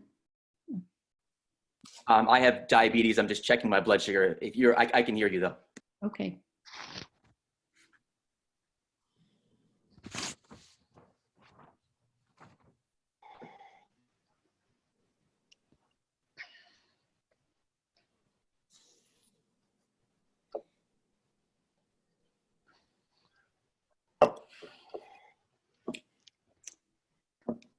Anyhow, as Russell said, shifting the monies around is less of a concern. In our view, it's really having a definitive list of priorities, right, that we all agree upon. And we as a board all agree that the environment is critical, right? We've never voted against the environment, first of all. And second of all, we have $350,000 earmarked, and we have another $175,000 that was earmarked in the press release. And then we have another $185,000 that was earmarked in the mayor's contractual services. So let's tease through this, because what are we talking about in terms of priorities? I mean, you talk about the bioremediation, the PRBs, the floating islands. The floating islands is not a priority even on the DEC HAB plan.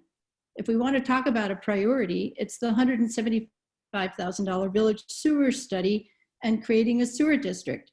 At our last meeting, we approved $40,000 to H2M. Hopefully we can push that into this year's budget. So then you say to yourself, well, what else is there left on $175,000? Is it legal? We already pay for legal as we go through the year. Brian had already indicated it's $65,000 to $75,000. We're not going to pay that all at once. So there's the 175 if we need it all in this year. So let's go to the 350.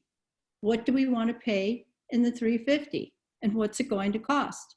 Is it the groundwater flux dredging feasibility study for Lake Agawam? Is it? Because if it is, that was already paid for fully with grants and a match by the Lake Agawam Conservancy. Thank you, Lake Agawam Conservancy. If you want to talk priorities, when Andrew and I reached out to the committees and the Conservancy, one that jumped up was the hydrogen peroxide treatment. The Conservancy is going to take the first stab at it. And the second one, they want us to pay, which is $80,000. So of the 350, we're at $80,000. What's the rest? What are the rest of the projects? What do you have? What measures and projects and actions do you have in mind for the 350, the 175, and the 185? That has never been communicated. It's bioremediation, PRBs, this and that. But what are the definitive top priorities? It's not that hard, and we're all on the same page. We should focus on the 2 or 3 and run with it. But you earmark the right amount of money for it.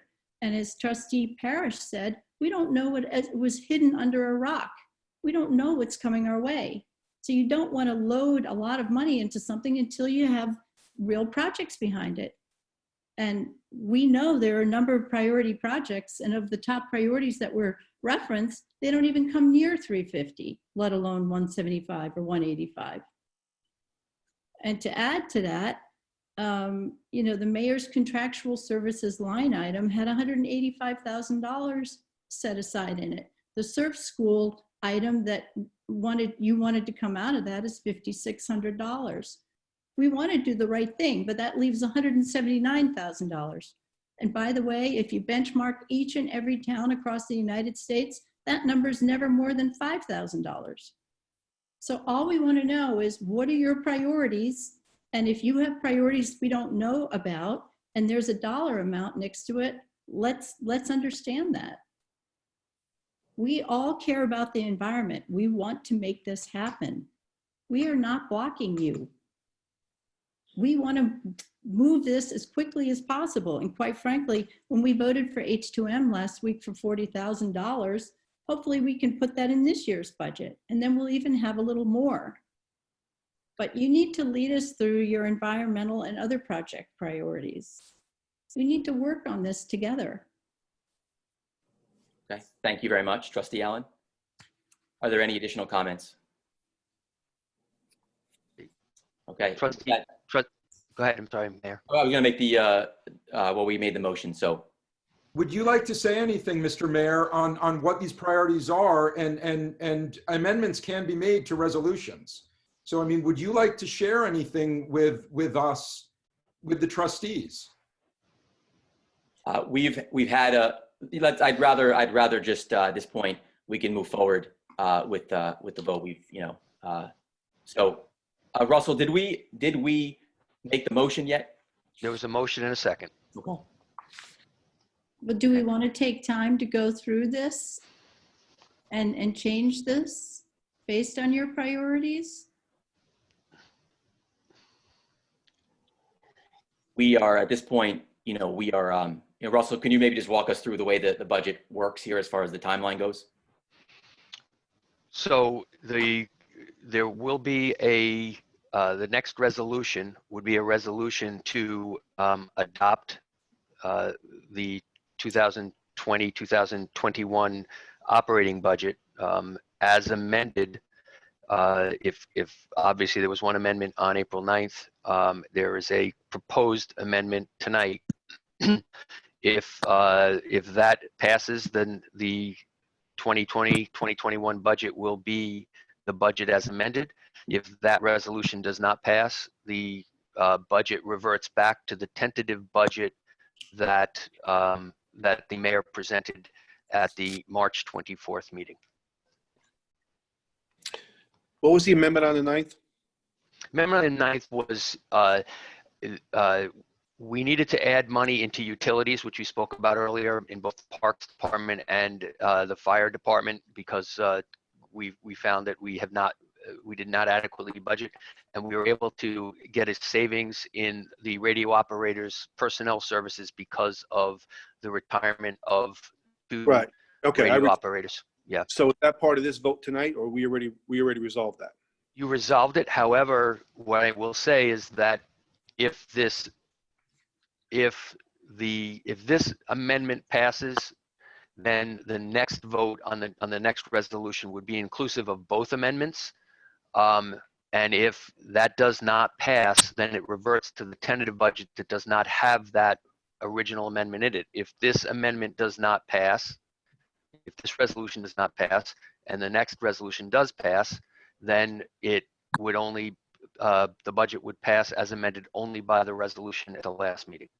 Gotcha. All right. So the first vote is voting on resolution number 12 with these proposed resolutions, correct? Proposed amendments, correct. Proposed amendments, I'm sorry. So the first resolution is on these proposed 1, 2, 3, 4, 5, 6, 7, right? 7 increase and decreases. Okay, thank you. Okay. Thank you, Russell. All right. We ready to vote? If the mayor, I am willing to listen. I am willing to hear what he would like to say, if he would like to say anything with regard to it. Otherwise, I think that, again, the money is there to be spent on things that the board feels is important.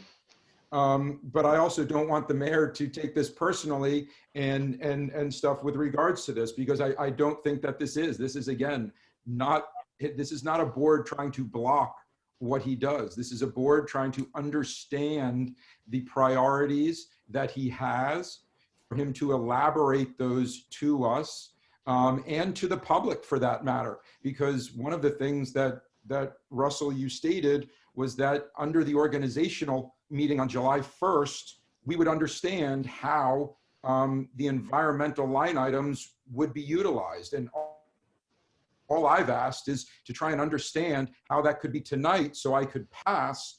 If I then agreed that $350,000 should be spent in environment, how it gets passed, how it gets spent, and who gets to make that decision. And I still don't understand, if we allowed an environmental line item, who gets to make that decision and what the priorities are. I'm not opposed to them. I do think that they can work in other areas, but I'd love to hear how that gets done.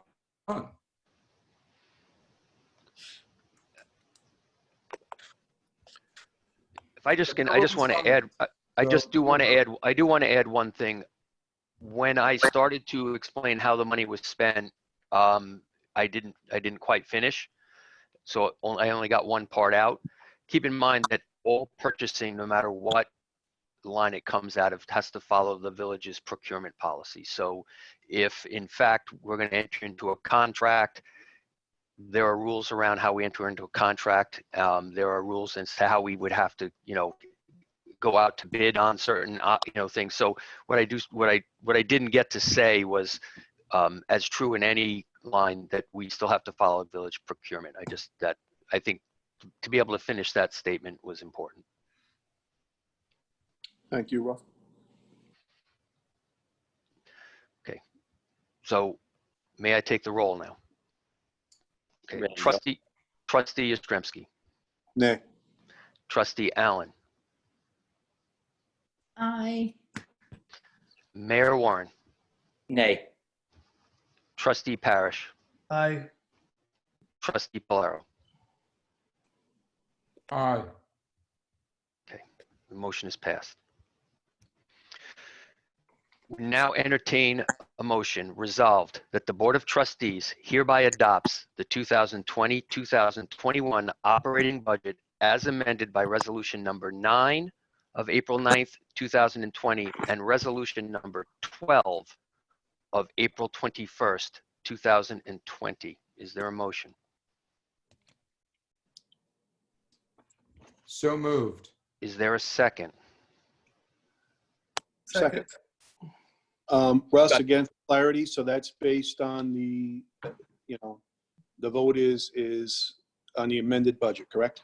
That is right. As amended by the two resolutions, one in the last meeting, which we discussed just a few minutes ago, and this resolution that was just passed, resolution number 12, that passed just moments ago. Thank you. All right, so I'd like to make some comments before the vote. First, we had a budget process as mandated by state law, as shown in the New York State Controller's guidelines. We adhered to that budgetary process. We had a point where there was ample opportunity for resolutions and amendments. We had our public hearing where there was ample opportunity for amendments and updates. And so obviously we are doing that. We did that tonight. But what I think is important for everybody who's watching tonight, for all of our supporters who put us in office on our forward platform to clean the to revitalize our downtown and to bring new people into our government, budgets are a contract. Budgets are a legislative agenda. And what you just witnessed tonight is that you saw 3 trustees go against the budget officer of the village, go against the mayor that you elected, to strip away $350,000 from the environment, to strip away $155,000 out of the mayor's contractual budget for special projects that could include revitalization projects, funding for revitalization grants, for a update to our master plan that for months we've been trying to get through. Including a rendering and a visual for what our downtown will look like in the future. And it doesn't look very good today. So we'd like to see what it'll look like in the future. I think that's critical. And there is a whole host of environmental projects that we'd like to do. And by the way, $350,000 doesn't even come close to the amount of money that we need to be putting into our environment. What's worse is that money was then stripped from the environment and then put right into the highway budget. For what? For paving? The issue, and not to mention paving, we're talking about we need permeable paving, which is way more expensive than $175,000. And by the way, we did fund a sewer study. And so what are we going to pave over the streets when we rip them up for the sewer system? We're going to undo our paving? I mean, it doesn't make any sense to me. So the fact that we have 3 members of our board just decide on the last minute to just strip away all of the work that we did to make this budget doesn't seem logical or right to me. When we were elected on a movement. We were elected to clean our lake, to revitalize our downtown, and you are witnessing right now 3 trustees that strip that away. And by the way, I'd like to know from our trustees right now, does anyone know how much, by a show of hands, does anyone know how much the tax levy went up this year versus last year? Does anyone raise your hand if you know it? I'm watching for hands. Yeah, Mr. Mayor, I think that right now we're looking to, we have a resolution coming forward. This is not so much for grandstanding, and I really don't think so, because what you have witnessed is the public in the elected officials asking for clarification on I would like with regards. I would like to finish with regards to your Brian, counsel, agenda, and yet you Brian jumping in here explaining how still haven't done and worked with the agenda. Brian, could you just kind of give us a little heads up on how the meetings should work? Well, we should obviously we just obey some level of allowing the person who's speaking to speak and be recognized by the chair. That's all the parliamentary point I would just make during this discussion. So I would just simply, we'll definitely open this up for discussion. I would simply like to just finish speaking prior to, I would just like my chance to speak, and then we could obviously give other people the floor. And we'll give you more time, by the way, to determine what percentage our tax levy went up. You can look it up online. You can go in your Excel spreadsheets. And so we'll give you more time just to know what percentage our tax levy went up. We'll give you some more time to look up what our tax rate was, or maybe just so you can let us know, because ultimately this budget that we put together was highly calculated. There was an initial budget. We actually increased the tax rate. We tapped out every single dollar that we could. We didn't need to tap out every single dollar we could. We tapped out every single dollar we could because we wanted to allocate and appropriate as much money for the environment as possible. And so I remember a late professor of mine, Joe Middleman at university. He was actually very instrumental in rebuilding the World Trade Center on September 11th, along with Silverstein. And he had this good phrase. He used to say, always ignore everything before the but. And what happened here tonight is simply our trustees, 3 of them, not our entire board, not the majority of our board. Our trustees said, we're for the environment, but this. We're for the environment, but we want it in the Board of Trustees special projects. We're for the environment, but we want it in highways. We're for the environment, but we don't know who spends it. And by the way, we should know this by now. Russell pointed out how this process works. It's quite simple. It's a board vote. It's a resolution. You guys can change the budget anytime you want. And that's how the process works. Now, going back to this point, we tapped out the budget for every single dollar we could. We increased the tax rate specifically for the environment. Now, that being said, what also needs to be stated is that the reason why we wanted mayoral contractual expenses was simply because we wanted this master plan. And what you again watched here tonight, to all of our supporters, what you watched is a board exercising their control. And this board is comprised of one political party. It's comprised of the Community Party, which used to be the Citizens with Integrity Party. And so you've got one board, one political party controlling this village still to this day, controlling this village to the point where they're just modifying the budget. And by the way, going against all the best practices of updating the agenda. And back in December, I remember being lectured as to how we need to put things on the budget 24 hours in advance. Well, guess what? This did not go in the budget 24 hours in advance. So maybe lesson learned here, but what the bad practices that we were doing in the past in 2019 are now the same practices that we're doing in 2020. It's just those practices have shifted from me to you. So now that being said, again, this is a stripping of the mayoral's contraction. And again, this is just an exercise of authority here. And so we've got one political party, the Community Party, bankrolled by LLCs and corporations and real estate developers, controlling this village still. And we are here, we're fighting for you. We're fighting for the budget. We're fighting for the environment. We're fighting for the downtown. And by the way, Mark, I'd like to mention, you're completely wrong when you say you're looking out for the bond rating, because what bond ratings want to see is they want to see transparency. So they want to see a line item for environmental services so they know exactly where the money's going. They don't want the money hidden in the highway department. We don't even know what that money's going for. They want to see transparency. That's recommended by the New York State Comptroller's Office. I think Russell and our Councilor Brian Egan would actually back that up.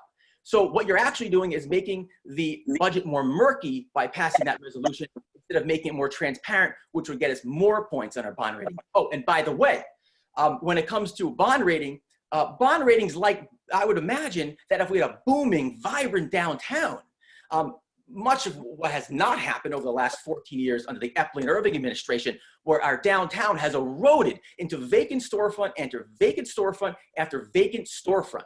So we need a booming downtown, and to get that, we're gonna need a master plan, we're gonna need a sewer district, and we're gonna need to get this done. We're not gonna need 3 members of one political party usurping this board, ultra vires going at, as was done earlier in 2019, we're gonna need to get this done. And so I stand here today on behalf of every single one of my supporters, every single person that elected us, and telling you that we completely disagree with what you just did. It was sneaky, you did it at the end, and you stripped all the money from the environment, you stripped all the money of the mayor contractual service, and you hid it in the highway department, by the way, which you control.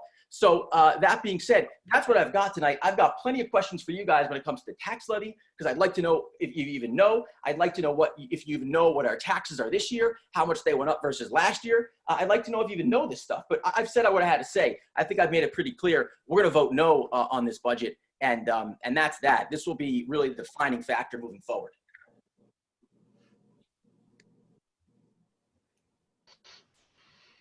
The tax levy increase is 3.65%. And unfortunately, no, you did not wrangle everything out of there, because we left $22,328 under the cap. And with that, you could have added $22,000 more dollars somewhere, and we didn't do that, so that we could do it. The permitted increase would have been 4.78%, or about $1.1 million, for a maximum of about 25.6 million. So that is, those are the figures there to look at. As for, it is my understanding that when a resolution is brought forth and discussion is had, that to me didn't sound too much like discussion. And I apologize to the public for that, because that was not how discussion is supposed to occur. Discussion is supposed to occur a little bit more on how it was done in the last, when we were asking for questions of the mayor on how things would work, what would do. Again, I think all of us said we were willing to change what was done. We just needed to hear from him how it was going to be done. And I still have not heard how it would be done, and we would have to wait until July 1st and the organizational meeting to see how $350,000 would have been spent and where it would have been spent. And I don't find that that is transparent. At least this way, when the money is in Board of Trustees special projects, it is there for the board to decide, for all of us to decide, not just one person. And so that is what we are trying to do. That is what I am trying to do. And yes, it is to protect the residents. It is to look out for our bond rating. It is to understand where monies are going to be spent and how they are going to be spent. And for all 5 of us to come to a consensus and an understanding for that. It is not just for one person to decide where and how things will be done. As I said in the past, just before, every environmental line item that has come up to a vote, we have all passed on a 5-0 vote. No one has stopped anything when it comes to the environment. And I don't believe that this board will stop going forward. I just don't. I think it's very important to all of us. And I know that the Lake Agawam Conservancy, when I have spoken to them, are very thrilled with what we are trying to do. I know the water quality is thrilled with what we are going to do. And I hope that the DEC will continue to be partners with us in all of the things that they want to do. But, this budget is exactly the same as it was before. The same dollar figures as it was. That has not changed. And it won't change on where or how money is spent. We just have to know the priorities of it. And so I think that for me, understanding the priorities and having the discussion with the Lake Agawam Conservancy and with the water quality to understand where their monies are and where they would like it to be spent gives us a good platform on how best to move forward with monies to be used in the environment. The highway, as Russell mentioned before, the highway department adding money there for drainage, because the drainage could be things that could go to the environment. Doesn't have to just be an environmental line. We have made payments to the environment in the past from the budgets that the boards have had in place. And this will be no different. And now I am going a little against what I had said before, and I apologize to the public. But those are my thoughts with regard to the budget and how we are doing. So this is not a usurpation of power. This is trying to work together to all best understand what is going on. And I am sorry that the mayor feels that way. I really am. As I said earlier, this is not personal. This is not personal against the mayor. I am not trying to attack him. I think he has done a lot of good. I think he is doing a lot of good. And I want to work with him for the environment. I just would have loved to have understood it a little bit more. Thank you very much. Are there any additional comments? Yes, this is Trustee Allen. I would like to comment, Mr. Mayor. So to the community, I think we want to tell you we're here for you to do the best we can for the village. And that means identifying those projects that can benefit the village to the best way possible. And with regards to the environment, we're all agreeing that the $175,000 village sewer study and sewer district creation is critical. We approved it at the last meeting. We were very happy that the mayor took the time to meet with the consultant that we had brought forward for many, many months. So we're all on the same page there. With regards to all of the other water quality initiatives, we definitely want the dredging feasibility study that's Chick Voorhees and a number of people are working on, but it's being paid for. So what's next on the list? Hydrogen peroxide.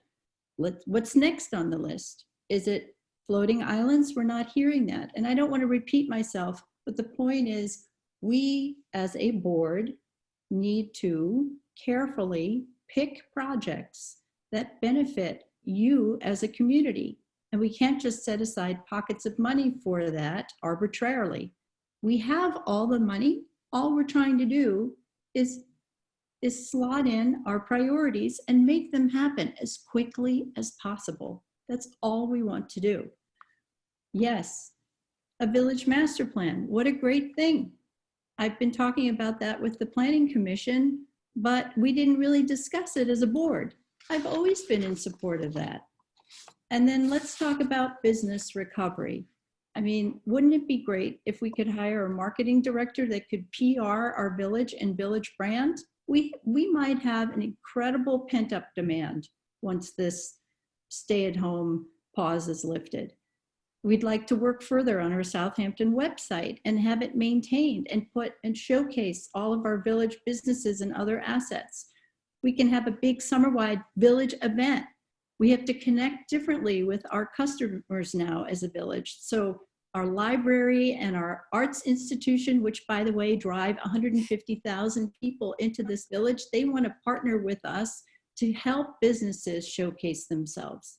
We want to sniff out every possible grant.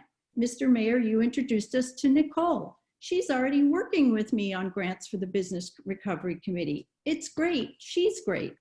We want to attract different types of businesses, and we want to do a survey to our current businesses, because right now we know they're struggling with getting loans, but once that's out of the way, what are their other challenges?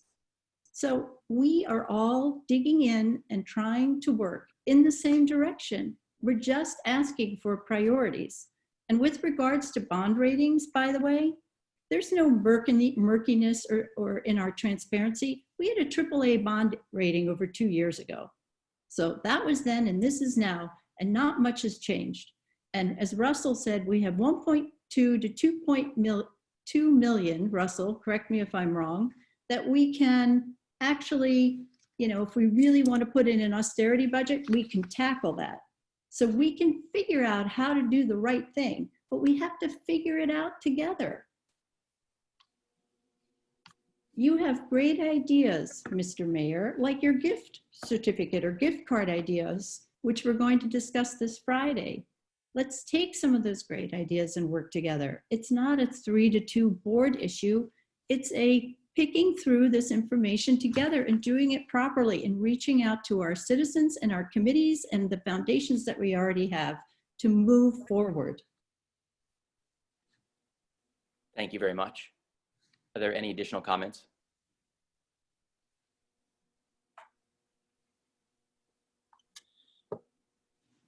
Russell, we can take a vote just so the audience knows.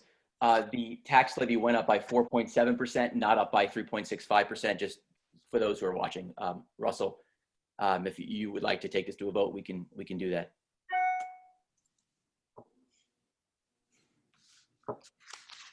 You might be on mute, Russell. Thank you, Mayor. We had a motion and a second, so roll call vote. Trustee Yastrzemski. Nay. Trustee Allen. Aye. Mayor Warren. Nay. Trustee Parrish. Unmute. Aye. Trustee Polaro. Aye. Okay. The next resolution. Where's the Board of Trustees? Yes, go ahead. Can I just interrupt? Just to be clear on 15, there is some comptroller opinions and regulations that talk about the passing of the repeal, I should say, of the previous local law override. So what I'd recommend on this is we have to do this before the 21st day of our fiscal year. So in this resolution, while it's anticipated that we will be under the tax cap, what I'd recommend is we withdraw this resolution until we can notice it as a future public law to repeal that previous override authorization. Okay. So anyone can say that they would like this resolution withdrawn. Is there a motion to, yep, motion to withdraw? Make the motion to withdraw it based on council's advice. Okay. We don't need to vote on it, right? Once someone withdraws the resolution? Yes, correct. Yep. Okay. Thank you. Okay. Thank you, Councilor. So we now have comments from the board. Trustee Yastrzemski is first. Thank you, Trustee Yastrzemski.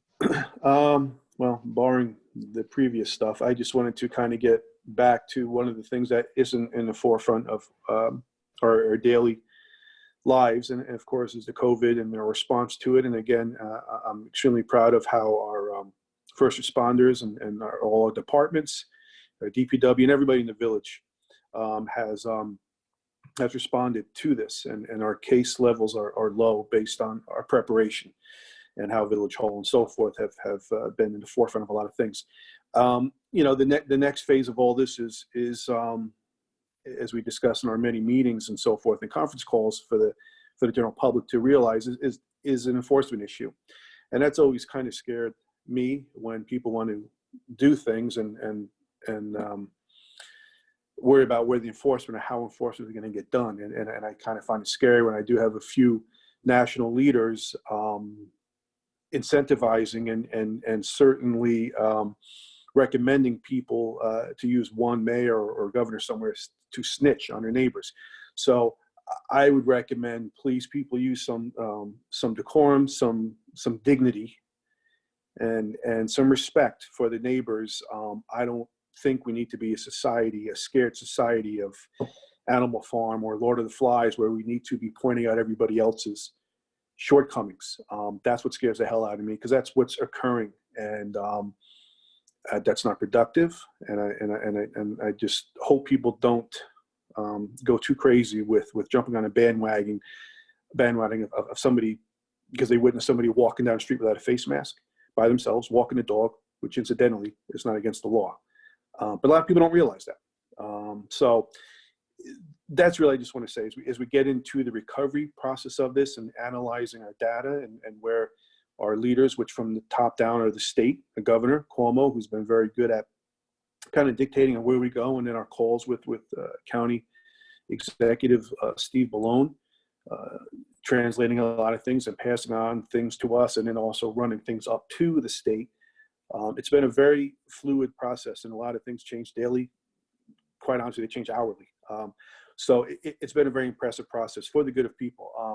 But again, it has been a while, and I just hope and I implore people to use a level of respect and dignity to treating their fellow man and their neighbors in this very tight and small community. That's really all I got. And be safe and be healthy. Thank you very much for sharing that. Next is Trustee Allen.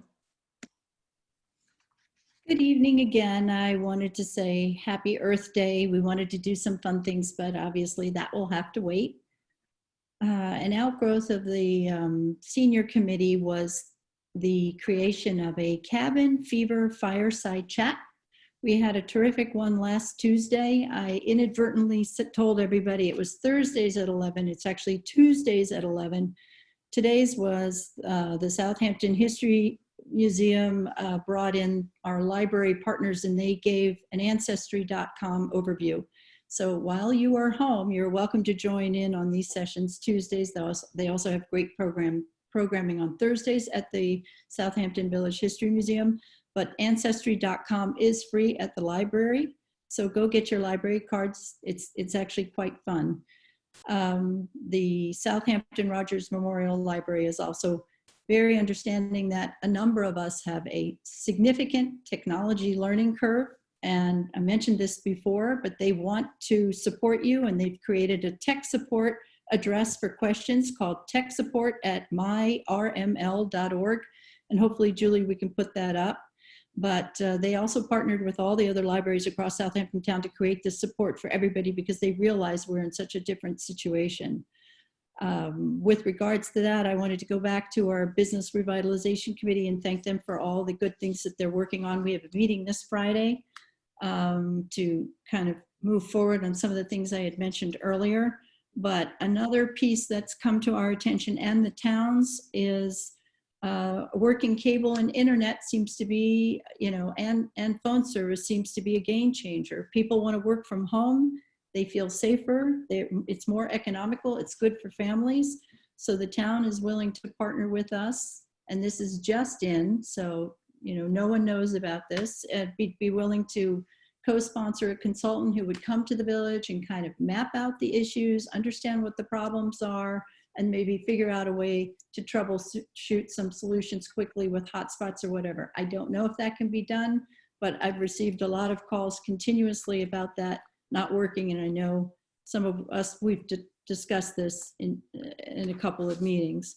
And the last piece I wanted to say is thank you to our many foot soldiers, our heroes in the hospitals, our senior rehabilitation center up on County Road 39, all our first responders, our police, our fire department, our EMS, our dispatch, but also our drugstore, grocery store, hardware soldiers. Godspeed and God bless. We will continue to love bomb you every Monday, Wednesday, and Friday night. So thank you for helping us, all our first responders, in doing that. Back to you, Mr. Mayor. Thank you very much. Trustee Parrish. Yeah, I just wanted to talk a little bit about, 5 weeks into this COVID, a lot has, been going on, and a lot has been being accomplished throughout the village, throughout the county, state, and everything. And again, like I said earlier, trying to digest all this stuff as it goes on is something that, takes a lot of, commitment. And, keeping it back to the village, I'm proud of the way the village is moving forward. I'm proud of the way that they are,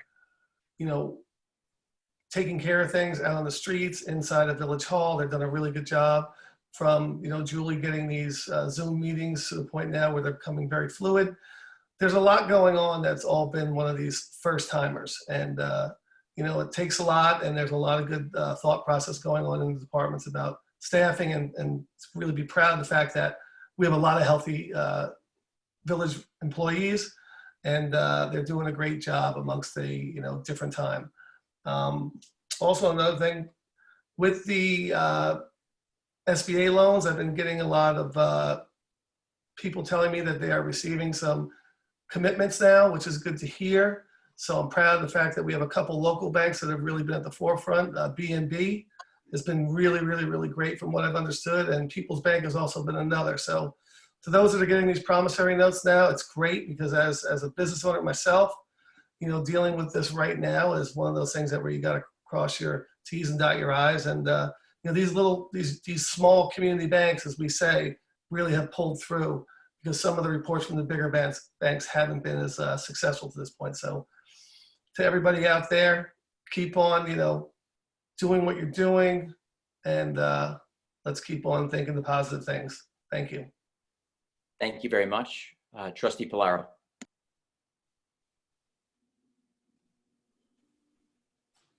Take it off mute. Mute.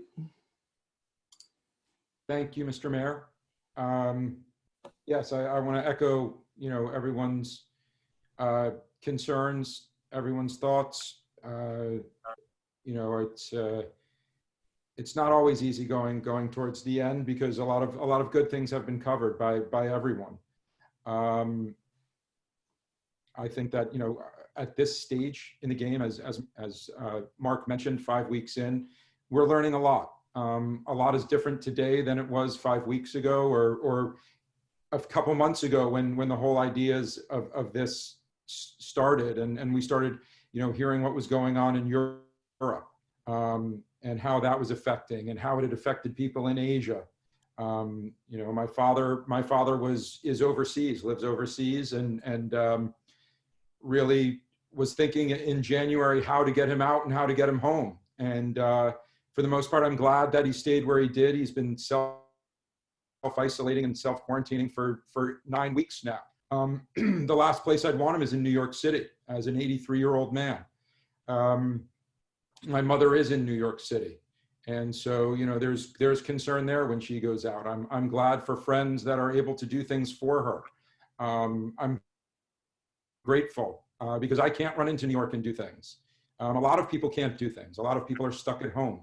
And as we heard Trustee Allen, and as I've heard from a few people, the internet isn't working great at all the times. And it's tough, but we have to understand that the majority of people are at home working on the internet, trying to overload a system that might not be able to handle the amount that is necessary right now. So anything we can do to try and help with that would be wonderful. How do you come out of this? That is the big discussion right now. How do we get back? Where will we get back? How long will it take to get back to what we knew? I don't know if we ever do. I don't know if it happens. I mean, does bowing now come back into for many cultures? It's been that way for a long time. Maybe it comes back in America. It's something that Americans do. And so a lot of things will change. A lot of things will be different, and it's how we come out of it. And again, we heard today the business revitalization has been thinking about that, and I think that's wonderful. We were supposed to have something for Earth Day today with trees and all of that Gary had worked on and was working on. We were supposed to have before our last meeting on April 4th, I believe, we were supposed to have a big event showcasing Southampton and what's new here. Well, we'll have that opportunity again to showcase what is new, how we have come out of this, and we will have our residents to thank for that. As I said last time, a lot of residents have moved out here to try and live, to try and get away, because they feel safe here. And I want to make sure that they continue to feel safe. I think that our first responders have done a great job with that. I think that our police department, being able to go around and help with things, and help with construction sites where people may be working, and from the car being able to tell them to stop. It's a wonderful thing. Angel is out driving around. I see him pass my house numerous times, going to different calls and areas. So I thank all of the people that are out there working for the village in that capacity. I thank all of the people in Village Hall, or not in Village Hall as the case may be, who are working from home. This is something new for them, something they never understood. And I think Russell has done an absolutely and utterly fantastic job in keeping them together. We've been fortunate where we've been allowed to have calls as a board because of emergency directives. But we're now again 5 weeks on, so that is going to change. And I doubt we will be able to have those calls again. But I know that the village is in good hands with the communication that has been set up prior. And so I know that the work will be done. People have sent in emails asking about beach permits and how to get those. And it's being taken care of. We've had births that have occurred and birth certificates are going out. I know one last night yesterday morning early. Linda and Andrea Silich became grandparents for the first time. Their daughter Erica gave birth with her husband Anthony by her side. It was a very different experience for them. He was the only one in the room with her at the time. The grandparents would have loved to have been there, but because of what we are facing, they couldn't. So it is going to be new. And, you know, we will come through this at some stage, whenever that is. We don't know. We keep getting pushed out. It was April 30th. It's now May 15th. Who knows if that changes? I know one of my sons stuck down in Costa Rica. They were supposed to lift the travel bans on April 30th. That's now continuing to May 15th. I don't know if he'll be able to get home on May 5th like he was supposed to. It's worrisome. It's scary for a lot of people out there for many different reasons. And no one can understand what is going on with each individual. So as it has been said time and time again, be nice to people. No one knows what anyone else's backstory is, but go with kindness, go with niceties, be pleasant to your neighbors, be pleasant to the people around you, be pleasant to the residents of this village. Understand that a lot of people are going through a lot of different things. I said it a week and a half ago in our last meeting on the 9th of April, my son's birthday, and I'll say it again. I am so fortunate that I have not known someone personally that has died from COVID. I hope that there are many, many other people out there that can say the same thing. But I know it's changing when we hear that there are over 880 deaths in Suffolk County alone, thousands more around the state of ours, around the United States and around the world. Death is happening. And I feel for those people and I grieve with you and I share in that with you. My compassion, I have empathy for you. And I hope that again, we come through this on the other side. So as I said earlier, wash your hands. Thank you, Mom. Have a good night, everyone.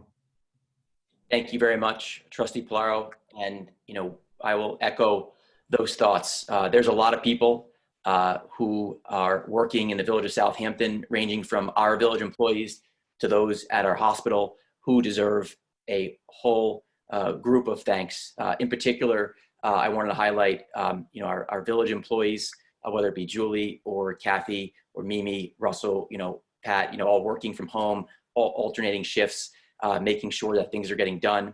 Wanted to give a special thanks to Ken Booth at the Highway Department, who's making some signs for us.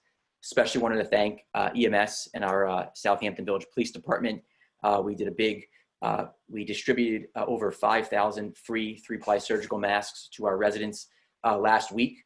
Our police and EMS did an excellent job directing traffic. It was highly successful. We made one outreach and we had a line of cars basically from Main Street all the way down to Little Plains Beach.